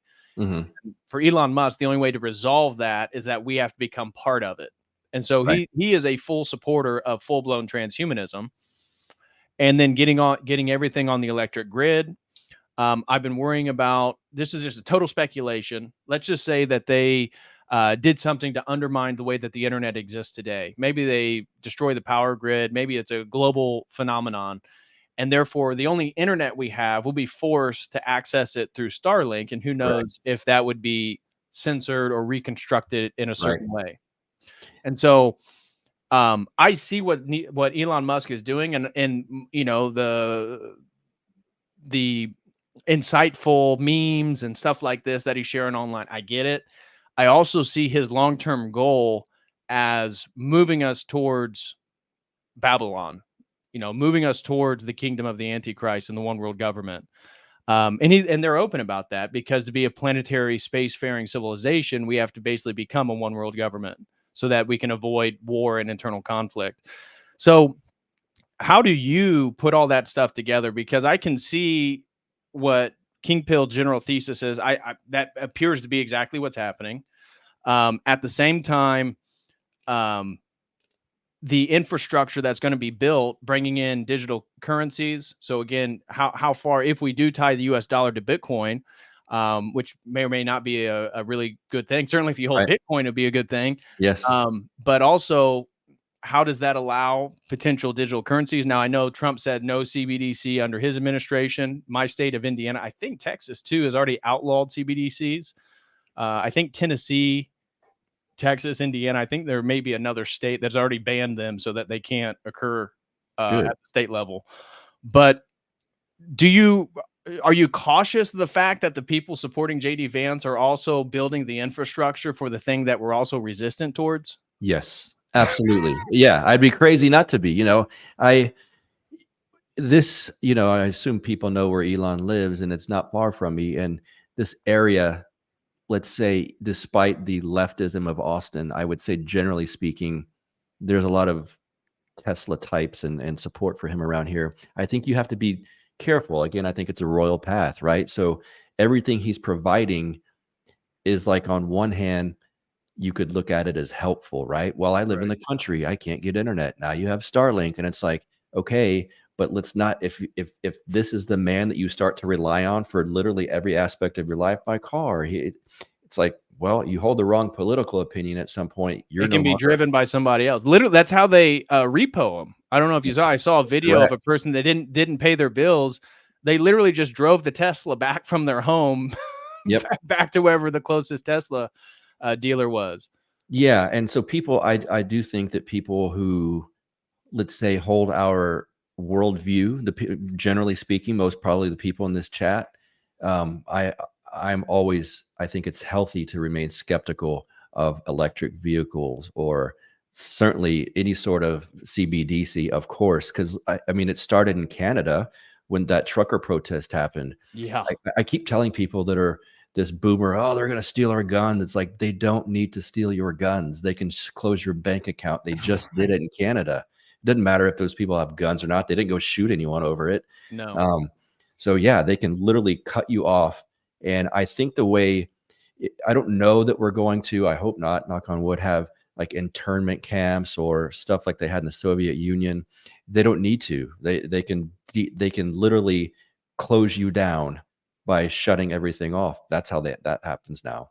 And so, yeah, Elon, people like him want to build that infrastructure, and they're going to say, well, electric vehicles are better for this and that. And now we got Starlink to people that couldn't get on the internet. And it's like, okay, but with ugliness and lies and evil, it's always going to be wrapped in truth. No one's going to say like, oh, I'm building this so I can shut people down that I disagree with. No one's going to go for it then. So Right. that's a healthy skepticism in my mind. Yeah. Yeah, I don't know enough about JD Vance as a person. Certainly the story coming from Appalachia, I can relate to all that. He said multiple things that I agree with. Seems like he's been pretty good on taking on a lot of the mainstream media. Recently had a interview with CNN, that Yep. type of thing. Right. And again, that's where a little bit of pragmatism, like, again, a lot of people, Orthodox here in the chat, I'm sure, advocate like not participating in politics. And I have said that the federal election may be totally rigged. I mean, I already assumed in certain years, I won't say what year, I believe it definitely was.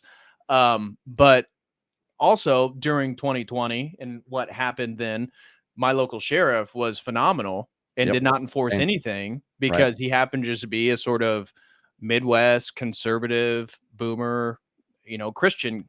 And he, at least to whatever degree he saw through certain things as violations of the Constitution and wouldn't enforce them. And that came from people at the local level voting for him to make him the sheriff.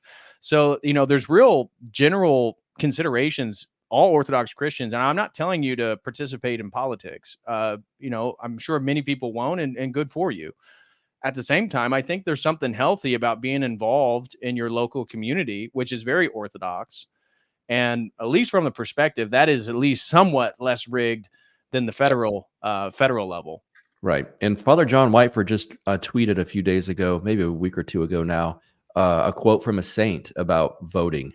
And I cannot remember who it was, but basically it was alluding to, yes, there can be rot within a system.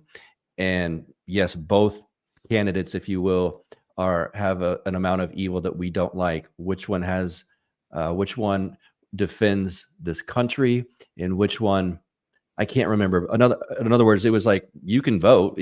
Obviously, these aren't Orthodox Christians that we go, yeah, this person's great. But it was a saint basically getting across, it's still okay to vote. You don't have to, I'm opting out of this, it's evil. Right.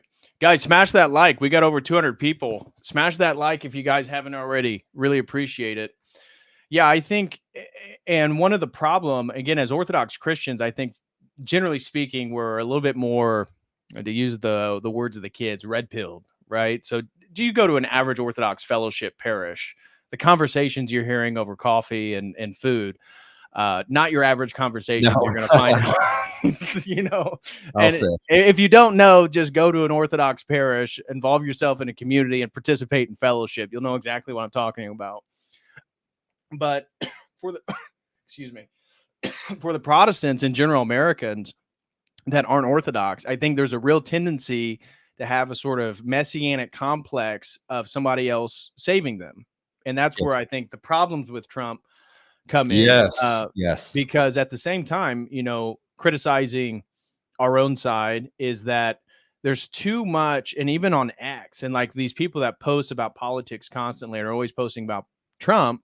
And again, there's a lot of good things, again, especially at a mimetic level, cultural level, that we can all agree with. But he's not going to save you, and he's not going to save America. I mean, this Right. is delusional boomer thinking, and there's a real problem that some secular power force is going to like reorient the world back towards like a Protestant, godly centered world. It's not going to happen. It's not No. going to happen. No, and I fear that with the Zionist push too, you're also falling into that ecumenical trap that we talked about with Islam. It's like, careful here on this sort of stuff. I was told by a conservative, if you will, that, well, we Christians and Jews worship the same God. That's the sort of it's just this one area where you can't go there. It's so interesting how that works. But I think shows like yours, I do think Tucker had a guest on, and I'm so against modern country music, and so I wasn't going to watch it because he was some sort of modern country singer, and just his affect. Anyway, that's my own issues to deal with. But he brought up the now I'm blanking on the study Bible that basically the one that Schofield, the Schofield reference Bible, and talked about where that came from and how evil it is and how Trump did? No, this guest that was on Tucker's show. And I'm yes, the country singer. Yeah. He didn't have he was against the rapture. Yes. And then realizing about Zionism and how it's been flipped. What was it? Is it John Rich or something? John like that? Rich. That's it. Yes. Yep, John Rich. It's actually a pretty I don't watch all of Tucker's interviews, but when he has certain people on, and I wasn't going to watch that. I'm not a huge John Rich guy. Same. But right. I saw people keep posting about the interview. So I turned into it, and pretty interesting. So he's grew up, I think, a Baptist, something like that. His father was a pastor, a minister, and he was of the Zionist, Schofield dispensational rapture theology, and just recently sort of been diving back into scripture and had come to the conclusion that, wait, all this stuff is mixed match. That's not what the scripture is actually saying. And then he came to the realization, Israel is actually those who uphold the second covenant. Yes. And it's like, yes, keep going, brother, keep going. So for voices like that to get, Tucker's kind of a boomer whisperer, if you will. He's good at what he does, and they'll still listen to him without thinking that he's off his rocker like Alex Jones or something. And it's nice to see platforms that sizable getting things out there, like talking about the Schofield reference Bible. I don't know how it is where you're at, David, but I'm in Texas, so that's sort of very prominent there. It's prominent. It's everywhere here. It's the pre-tribulation rapture, left behind, all of that stuff is very much what we're seeing. I believe Texas is one of the more Zionist states in the union. I believe so. Our governor had some sort of free speech thing where you can't speak. Yeah, he attacked Gab. Yeah. He went after Gab for it. What's your thoughts on again the Joe Rogan thing, where he didn't even formally endorse RFK Jr., but he made a comment about how he liked him and thought he was more intelligent than Trump or Harris. And I've listened to RFK Jr., and I agree basically with his toxins, aspects of his environmental issues, although he's like a big climate change guy, and then the jibby jabs. Yep. But outside of that, I really don't have much in common with RFK Jr. No. He lifts weights. That's good. But basically every other, especially all social issues, he's left of center on. The only thing that I can relate with is the jab, and then like getting toxins out of products and food and the way we're degrading the natural environment. Agree with all that. So I personally don't view the masculine appeal of RFK Jr., even though he's kind of a traditionally masculine man, but his platform outside of a few policies seem to be pretty much progressive, left of center. But Joe Rogan made a comment that he preferred RFK Jr., and then Donald Trump, this was going on. I'm sure you saw it all over X. Oh my God, Joe Rogan endorsed RFK Jr. What an idiot! What a traitor! And then Trump tweeted on Truth Social, which he's just now back on X today. Yeah, and I want to bring that up here in a second. But Donald Trump then tweeted out on social or whatever, posted on social that Joe like endorsed RFK Jr. I don't know if he used the word, betrayed him or something like that, but basically see how much of an applause he gets when he goes to the next UFC event and thinking that he's going to get booed. And it's like, that's where it's like, dude, just shut up. Like, Yeah. like the whole thing. And RFK Jr., I mean, leaked that conversation when Trump called him. I mean, and it came from his own son. So RFK Jr. then apologized, this or that. It's like, dude, how's your own son leaking private phone calls that you said you never wanted public? Like, whether it was maybe he wanted it public or something strange going on there. Anyways, it's like with Trump, dude, you got to appeal to the center. And it's hard to decipher right now because the average person you talk to, Trump over Harris. But with the AI that the Harris campaign is using, with the doctored images, paying people. So I don't know if you've been following some of the data on these rallies, but there's one guy, he was a CIA and NSA whistleblower. I'll see if I can find his account. I'll share it or I'll send it to you after the stream on X. But anyways, he tracks digital footprints. And that's what he did for the U.S. government. Now he's a whistleblower, and I don't even know if he lives in the U.S., but he's always posting about politics. And so he, after every rally, like a Harris rally, he will run the diagnostics on the digital footprints of their phones to see where all these people are coming from. And so like all these rallies that they're doing where they're getting like fairly large audiences, he's showing that like he's already done the data for all the BLM riots, Antifa riot. So he can map out which phones have pinged at which rallies, which events, and then who's there at the Harris event.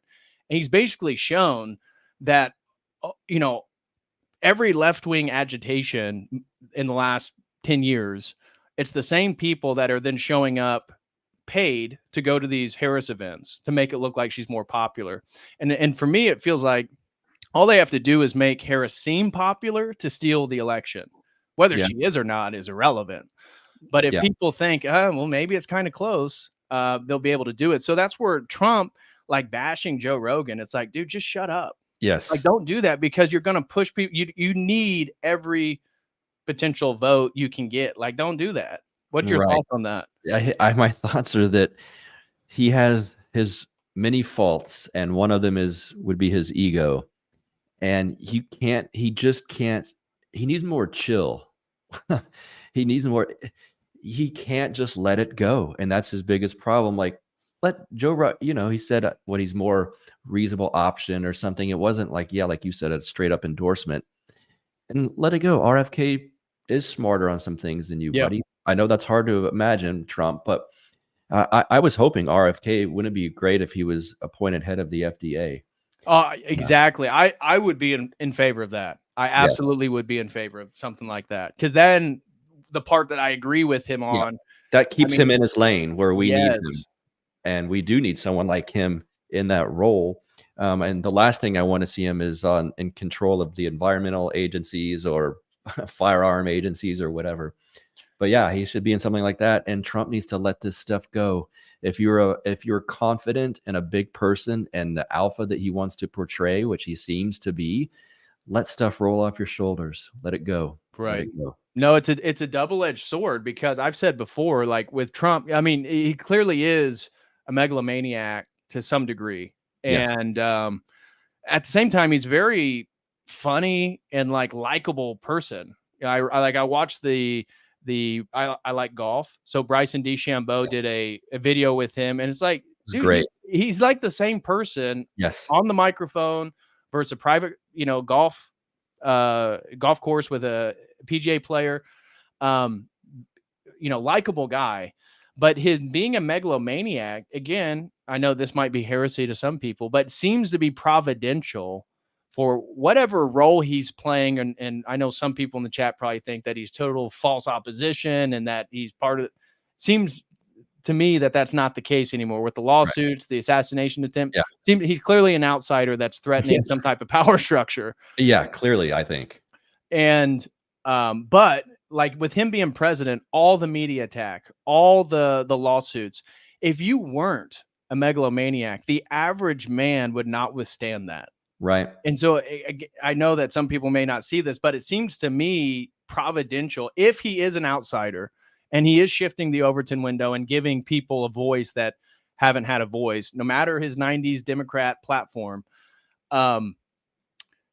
Him being a megalomaniac is the only way in which a figure would be able to perpetuate politics. I mean, we're almost moving on to a decade now, right? He comes down the elevator in 2015 for the 2016 election. We're in 2024. And the media has been in opposition to him, which he, as a boomer, valorizes Fox News and CBS and like he doesn't understand like the thing he's doing tonight with Elon Musk on X. That's going to break the internet. Yes. You know, he recently did a stream with Aiden Ross. Like that got more views with Aiden Ross than anything he's ever done on Fox News. Right. And he really needs to embrace the alt media space because that's where the eyeballs are and that's where the people are, especially the younger generation. But he's kind of still caught up in this boomer phenomenon of valorizing the mainstream media. Yes. But because he's a megalomaniac, he was able to withstand those attacks for almost a decade now. I mean, I can't think of anybody else that'd be able to do that. If you weren't a billionaire, if you weren't a megalomaniac, and you didn't already have like everything that you want already in place, there's nothing they can offer him. Yeah. And it's, he needs to go on Rogan. Now, I suppose that's probably out of the question at this point. But I can't imagine the mental, and it's crazy because it hasn't aged him. I don't understand how this mental stress of constantly, they're literally, I thought Tucker was crazy when he said in an interview, you know, I mean, it's logically the next step is they're going to try to assassinate him. And it's like, oh, easy now. Then they did. So I can't imagine how he's able to withstand this stuff. It's like, I used to just think anyone who runs for president's got to be somewhat of a sociopath because no logical person would spend millions of dollars to make $250,000 a year or whatever they're making. But he's withstanding attacks on his life, trials. It's like, what is this for? Like, it can't literally be because he really cares about us. I don't know. Maybe that's if I'm going to give Trump the benefit of the doubt, I would say what he cares about is his family. So like Don Jr.'s daughter, Kai Trump, she's like a phenomenal golfer, 17. She's the one that spoke at the RNC. I saw that. He does have tons of grandkids. And as an older man, you have every material offering you could want. You have, you know, one of the hottest model wives that you could want. Very elegant. That's one of the things I will give Melania credit. I mean, she is so classy and elegant.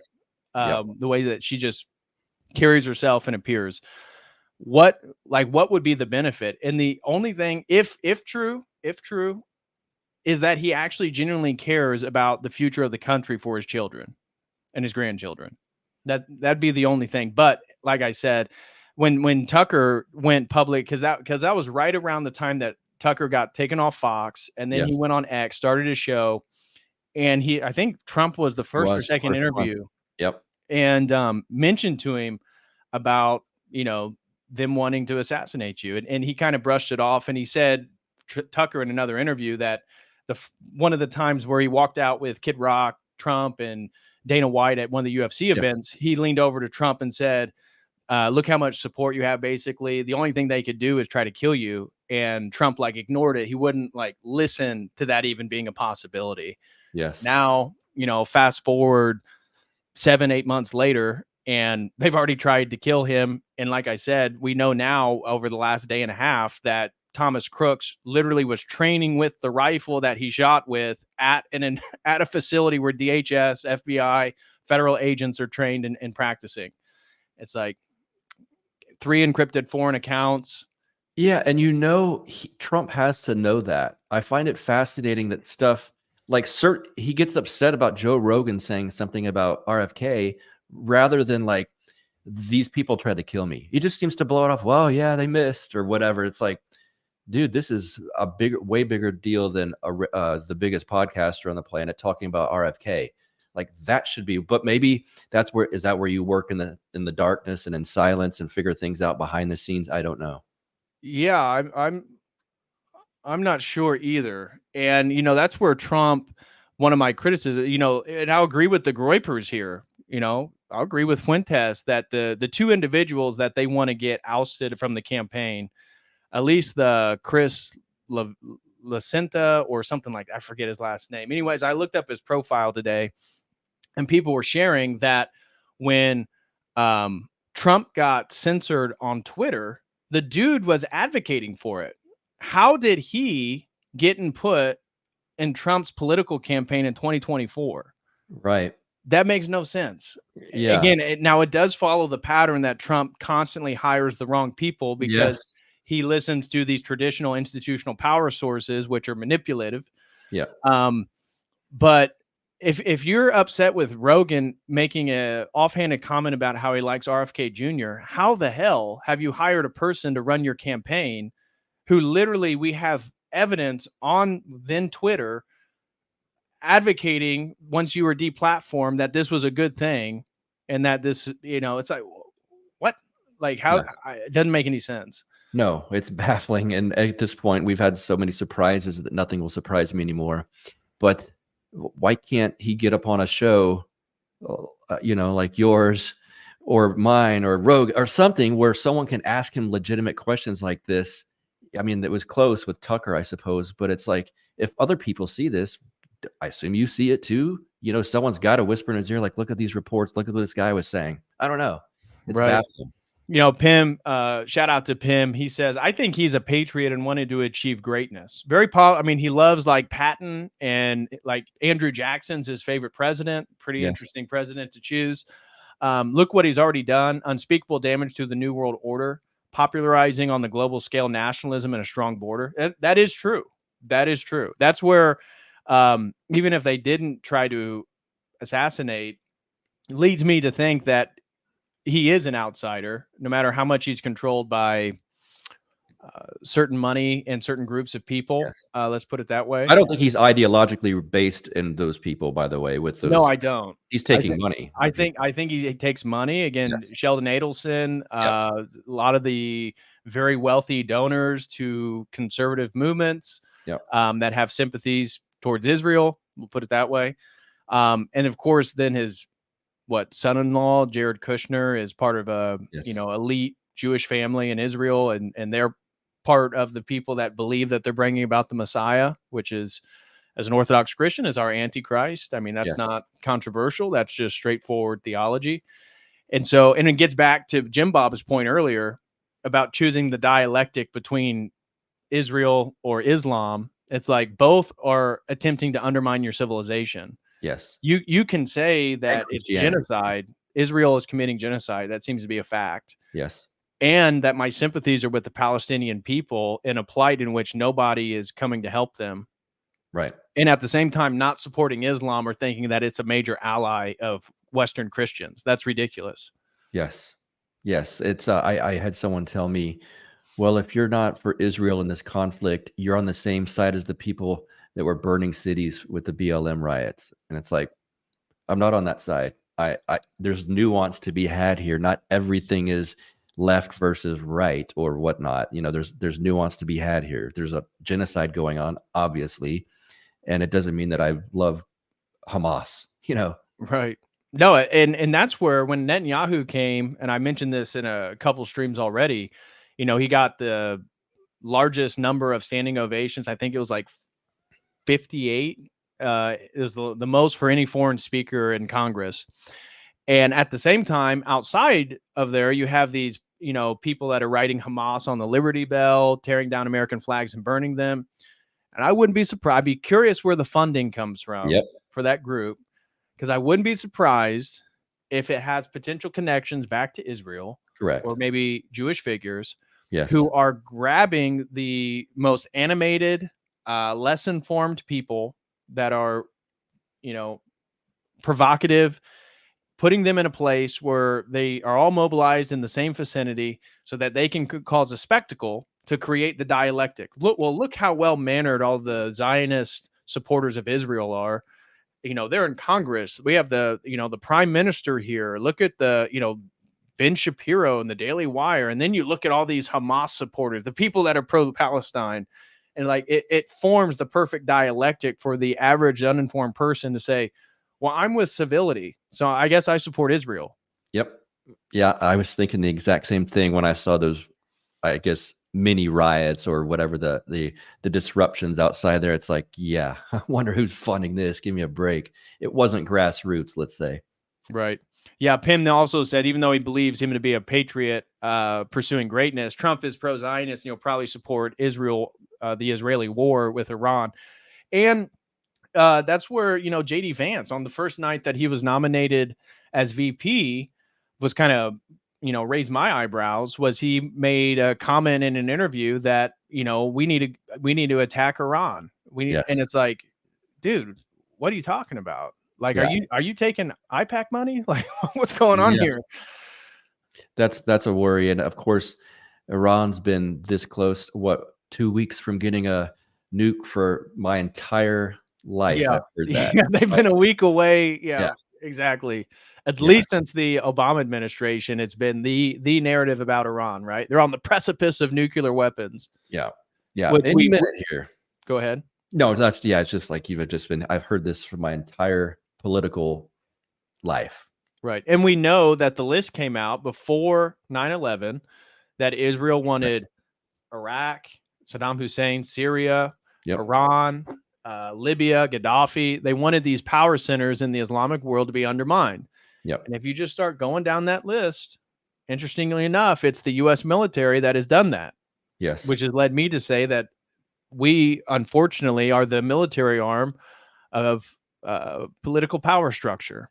And that's really all that the U.S. is being utilized in regards to some of the globalists. I use a abstract term to describe people. The globalists are just using the military-industrial complex of the United States, and the economy is only structured to facilitate the expansion of the military because that's the only tool it has. They don't care about the people. They don't care about the toxicity of the land and in Monsanto and they don't care about any of that. It's all about making more money, and they wouldn't care if all Americans were wiped off the planet due to just perpetual war. No. Yeah, that's sad. That's been driving things. When I made my comment about the military earlier, that's what I'm referring to is the MIC itself, not the people.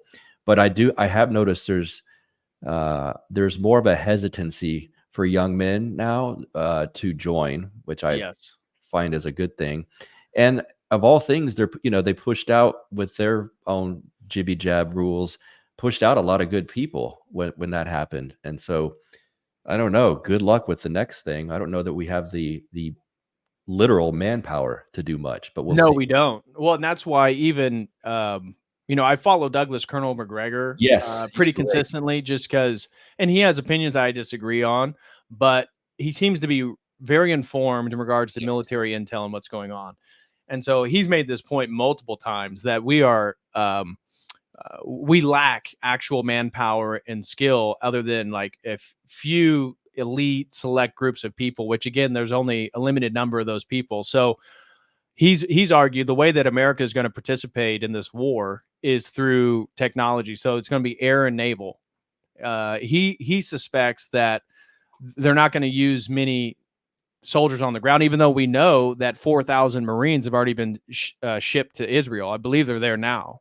So we know that and the Marines are the only military force that the president has power over. So that clearly comes from, Biden's not doing anything. I always hate when they blame Biden. Biden's not even there. He's, but the administration, whoever's behind it, the deep state, they've already used his executive power to move Marines into the war zone. And we know that multiple Americans have already been killed in the Ukraine-Russia conflict. Yep. And so Colonel McGregor believes that the U.S. is going to use their Air Force and aerial power in Ukraine-Russia conflict and use naval power to supply force for Israel. Yeah, and well, like you mentioned, didn't you mention up top that one of quote unquote our ships has headed over there already? Yeah, it's there outside of Israel right now. Lincoln. Yeah, yep, absolutely. And there's another one that they've already sent. So they're going to have 2 carriers in the region that will be able to have strategic attacks anywhere in the Middle East. So, all right, where's my optimism? Bring that back. Yes. Anyways, we just have a couple super chats. We'll wrap everything up. I appreciate you staying. We're almost at 2 hours already. It went by pretty fast. Yeah, I just looked at the clock. Like, oh my, okay. Shout out Rough Hands. He renewed his membership and said, bummer that the next interview Tucker said he was doing was reading the Talmud and that it was super interesting. Haha, great stream. Thanks, guys. Wow, I was not aware of that, but hopefully he reads the part that talks about Jesus Christ in the lake of Yes. excrement. I'm curious if maybe that's where he goes, or he talks about the multiplicity of genders in the Talmud. Maybe he talks about the Goyim and their relationship to the chosen. Yes. But hopefully it's not a promotion of the Talmud, because that would certainly undermine a lot of the rhetoric he's put forth in regards Right. to Christian values. Yeah. I if I heard Tucker say that he was about to read that, I wouldn't be pessimistic at all Yeah. about it. I think if he's going to read that, I'd actually be pretty excited about this. Yeah, hopefully, yeah, hope again, especially with him being emphatic that he believes Jesus Christ was God incarnate and that Yes. Christianity is not equal to all the other world religions. Right. That would lead one to think that maybe he would read about how Jesus Christ is portrayed in the Talmud, which Yes. obviously we have to be careful. We have to be careful even talking about that on YouTube, which is I know. ridiculous. And I do believe Father Peter told me one of the men working on the Christianities documentary that he and his brother are doing was either from Tucker's crew. There was some Yeah. alliance with Tucker Yeah. Carlson. Yeah, I know him personally. I don't want to say his Okay. name or anything because he kind of keeps a low profile, but he worked with Tucker at Fox. And then Okay. when Tucker got laid off or fired, he went with him to help him create Tucker on X, or the Tucker Carlson network. And What he are is these an guys? Orthodox Christian. I met him Oh, in then he actually follows me. Nashville. That's who it is then. Okay. Yeah, I met him. He lives or I met him in Nashville. I don't know where he lives, but he's actually a really sharp dude. So he's on the level with us, and he has very close contact. And I suspect that the Orthodox icon, when Tucker does his interviews, there's an Orthodox icon of Christ behind him. It's a triptych. And I suspect that's where he got that. Yes. I do too. So, and then Josiah Elleron throws in $10, says, "You are in my prayers. Thanks for leading me to the church." Well, glory to God, Josiah. Again, I'm humbled if I've helped in any way. Glory to God for that, man. Really appreciate your support. Thank you. So, let's see. I think that does the super chats. Let me just double check. Yeah, I think we're all caught up. Is there anything that you want to mention that we hadn't brought up? I was kind of just, what are your thoughts on Elon Musk and Tucker? I mean, on Trump tonight. I'm excited. I think that's going what's going to break the internet, as you said, as the kids like to say. It's and someone alluded to it in the chat earlier. Maybe Elon will ask him some of these questions. Maybe, I hope so. I think it will be. I'm never surprised anymore. So I can't even say that I'm going to be shocked at things that are said. I don't know, but I'm excited about it. Just something I thought about, and I think this ties into Orthodox Christianity and our nous, our lens, our soul. It had hit me about a month or two ago when Joe Biden was still going to be their nominee, that Ron Paul is 7 or 8 years older than Joe Biden. Think about that. Wow. And I've met Ron Paul. I've been to his house. I've talked to him multiple times. He was on my show. And it hit me how sharp and clear and how much clarity and accuracy with thought and whatnot that Ron Paul has. And if you tell the truth your whole life, you're lying like Joe Biden has done is not only bad for your soul, it's bad for your brain. And I think that this is a very obvious, compare and contrast. Again, Ron Paul's 7 or 8 years older. But it's a man who's only told this truth his entire life, and there's nothing clouding his judgment, his mind. And then you got a guy who's lied for 50 years in Congress and been deceitful and taken backhand deals and backroom deals and stuff funneling through Ukraine. And it's been happening, obviously. So I just think, I don't know, it's way to end is just think about telling the truth and how that works for your soul and your mind versus the opposite. Yeah. Well, could you maybe just say a little bit more about that? Because we kind of jumped from the Fronoma thing on your journey to Orthodoxy, and then we got into the global chaos and the precipice of world war. Mm-hmm.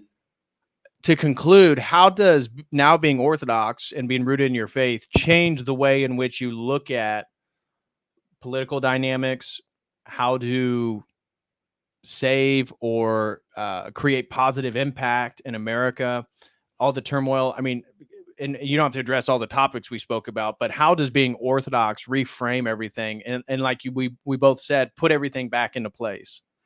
It helps me. Probably not enough. Catch myself in either falling into the trap of believing a certain direction is always going to be correct, or that's the ultimate answer anyway. There are a lot of libertarian atheists, because libertarianism is so, the Ayn Rand wing of it is so rational, logical thinking. It almost becomes autistic in a sense.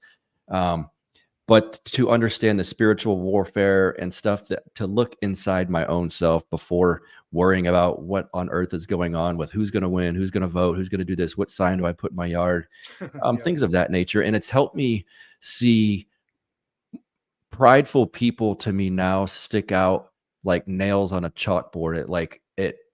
I feel it when I hear it.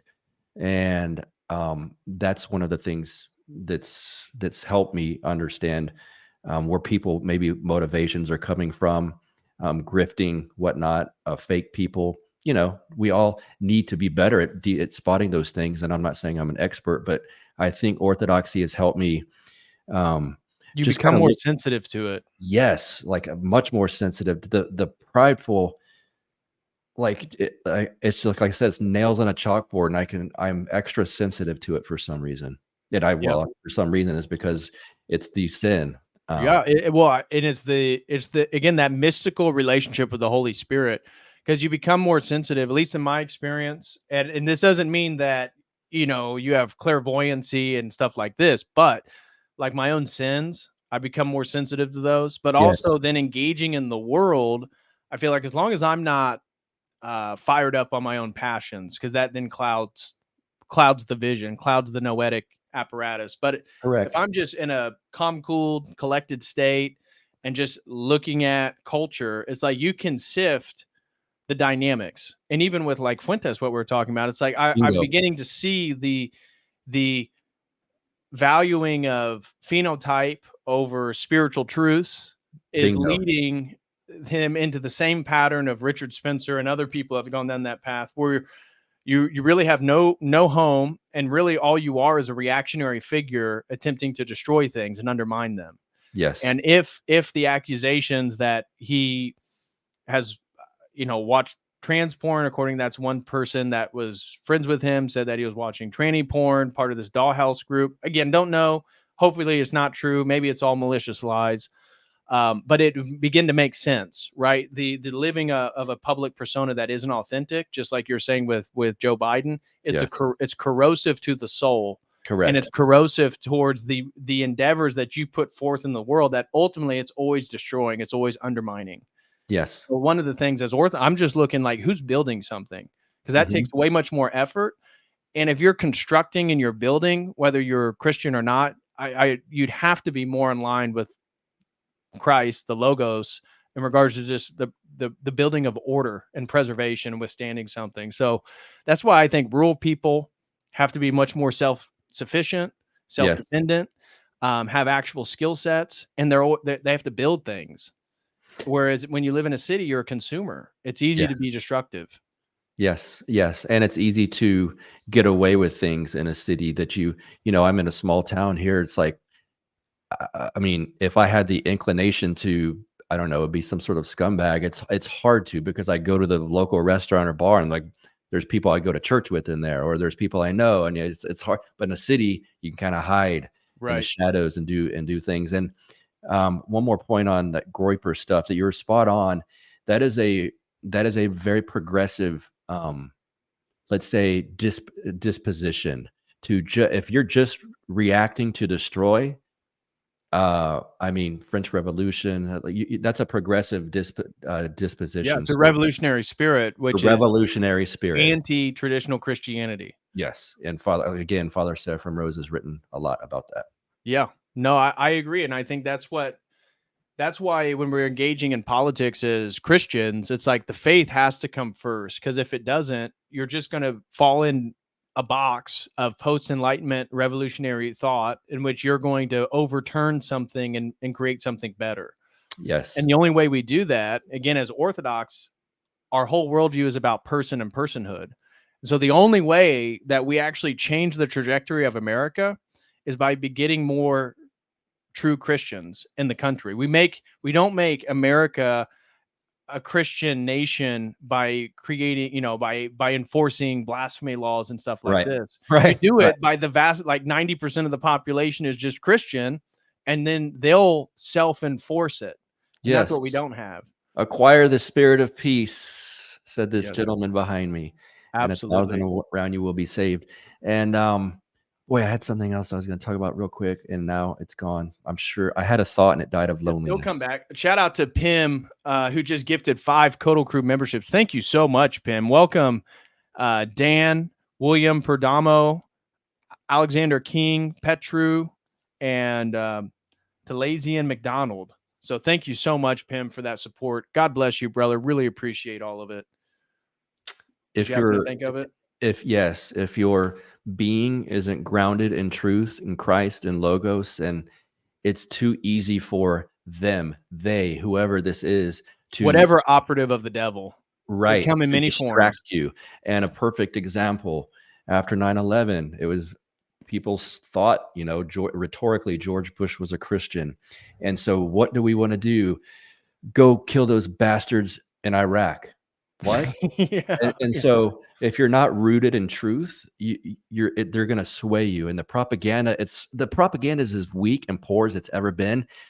You don't let that sway you right now. Like, this is weak stuff. And so, stay grounded in the logos and truth. And that's right.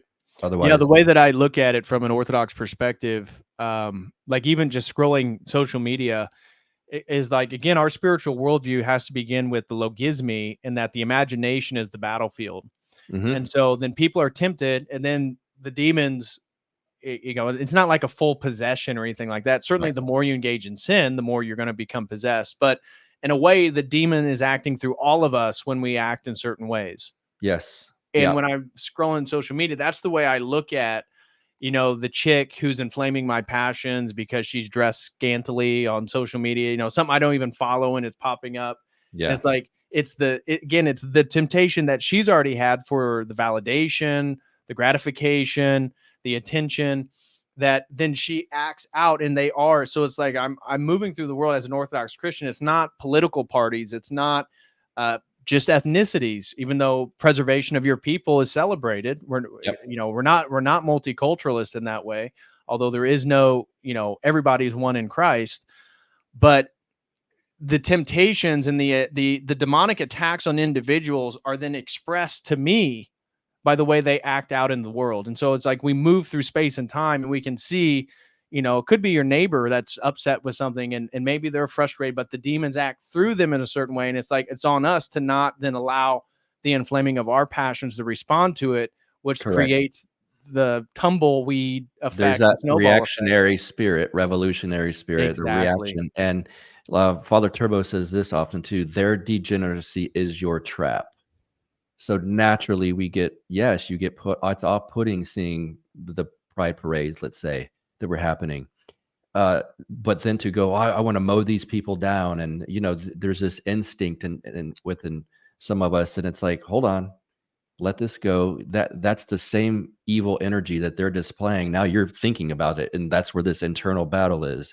That's where it's waged. It's waged in your thoughts very often. Yep. And I just want to conclude with showing this real quick, because I mentioned the guy's Twitter handle, or X. I always say Twitter still. I mess that up. But this guy right here, Tony Saruga. Is this the guy that was tracking the phone? Yeah. That's what I was. To follow him. So I'm going to post it. I just sent it to you in a private message on X. So, but guys, if you're interested in what he's doing, so he's a CIA, NSA contractor / whistleblower. And his specialty is like tracking digital footprints. And so he does great stuff. Again, I'm not going to pull one up, but if you go through his page, he does great stuff showing you like where the demographics and where all these people come from that show up to different places, because he can track basically anything. And I have no idea if he's in the US or not, because he's a whistleblower. I wouldn't be surprised if he's in a foreign country. But follow this guy and just give it, maybe you unfollow him, but check it out. I'm telling you, he posts, like, he's a big data pioneer. He posts a lot of interesting stuff based on tracking digital footprints and the pinging of cell data. And he's pretty much shown, if it's accurate, and he does post links for research, that the Harris campaign is basically hired these provocateurs that they use all around the country. And it's the same people going to all her campaign rallies, whether it be in Michigan or Pennsylvania or in Arizona. It's the same people that are being paid and mobilized to attend these events to create the perception of like mass support. So just interesting stuff. He posts a lot of interesting stuff. David, how much would they have to pay you to witness those speeches over and over again? Oh my gosh. A lot. That's for sure. Enough for me to take care of my family for a few years. Yeah, that would have to be a lot of money. Wow. Yeah. I saw that. Like the Harris campaign was asking all these rappers, so like these Twitch streamers and stuff like that. Yeah, and they've come out and said, no, I don't want to support one person in politics. But their whole game is quite clear. It's to make the mass perception that it's neck and neck, so that it's literally the emperor has no clothes deal. Right. Like, oh, she's popular. It's like, is anyone else noticing she's not popular? No, just shut up and listen. Right. Well, it's just like the tax on tips. Did you see today that the press secretary now says, "Oh, Biden support"?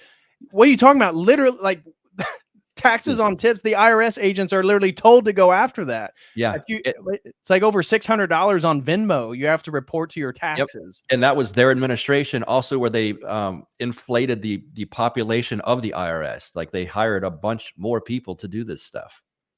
Crazy. Right. So we live in wild times, guys. And that's why the light is Christ. Yes. Find an Orthodox church, go to liturgy, find a community and a parish to belong to, enact those Christian values amongst those people. And I promise you, your life will get better and you'll be able to do away with some of the anxiety and the stress of everything that's going on. I think that's why you and I can speak about all the global chaos and the precipice of world war and sleep very nicely tonight. Absolutely. Because if you weren't, that's why if I was just libertarian, you'd be so agitated by everything that's happening, because you have no God. You have nothing that's actually keeping everything in order. And it's not that God is just a utilitarian concept because it helps you sleep or work better. Right. It's once you have that faith and that belief in a transcendent being that cares about you, no matter what happens, it's going to be providential, and God willing, it's going to bring more people to the faith. And typically that comes through suffering. And if we look at Eastern Europe and the revival of Orthodoxy, we have to point towards communism being a huge catalyst for that to happen. Yep. And according to the saints and the spiritual revival of America, that's what's going to happen here once the Great World War starts, is that America is going to suffer, but those who survive are going to be so much more pious, and it's going to be a beautiful flowering on the other side. Yes. So, yes. All right. Hey, shill whatever you need to shill. Again, your links are in the video description. So anybody who wants to go follow Buck, do so. I have the link in the video description. He's also tagged in the title here on Church of the Eternal Logos. So you can click that and it'll take you straight to his YouTube channel. Excellent. Yeah, tomorrow night, the episode will premiere with Father Peter Hears. We were talking all things Mount Athos. And please go, I got to just talk about this conference one more time, speaking of Father Peter Hears. The Philip Ludwell III Orthodox Fellowship here in Lockhart, Texas, September 6th through 8th. Go to southernorthodox.org. We will have Dr. Don Livingston, Alfonso Aven, Father Filaret, Father Joseph Honeycutt, Jim Jatris, Ben Dixon, Father Peter Hears, Dr. Clark Carlton. And if you buy a VIP ticket, if you will, that gets you into a live stream, live recording of Counterflow Podcast, where my guests will be Conrad from World War Now, Father John Whiteford, Jim Jatris, and Dissident Mama herself. Wow, that sounds like a great event. So guys, go support our brother. And also, I just want to give a major thank you to the very generous support from John 2029. Thank you so much, brother. Again, thank you very much for that generous support. God bless you. And with that being said, I will be back Wednesday, again, 3:30 p.m. Eastern Standard Time. So I know we'll be probably live the same time that Jim Bob will be live. So shout out to Jim Bob. But John hears, Father Peter hears, and Scooter, if he's available, will also be with us to promote their new film project, Christianities. So join us again Wednesday. That'll be at 3:30 p.m. Eastern Standard Time. And then Thursday, I have a movie review with BLA. So I'll see you guys then. So thank you again, Buck. God bless you. And safe travels to Mount Athos. Let us know what the monks say. Yes. Yes. And laughing at the comments.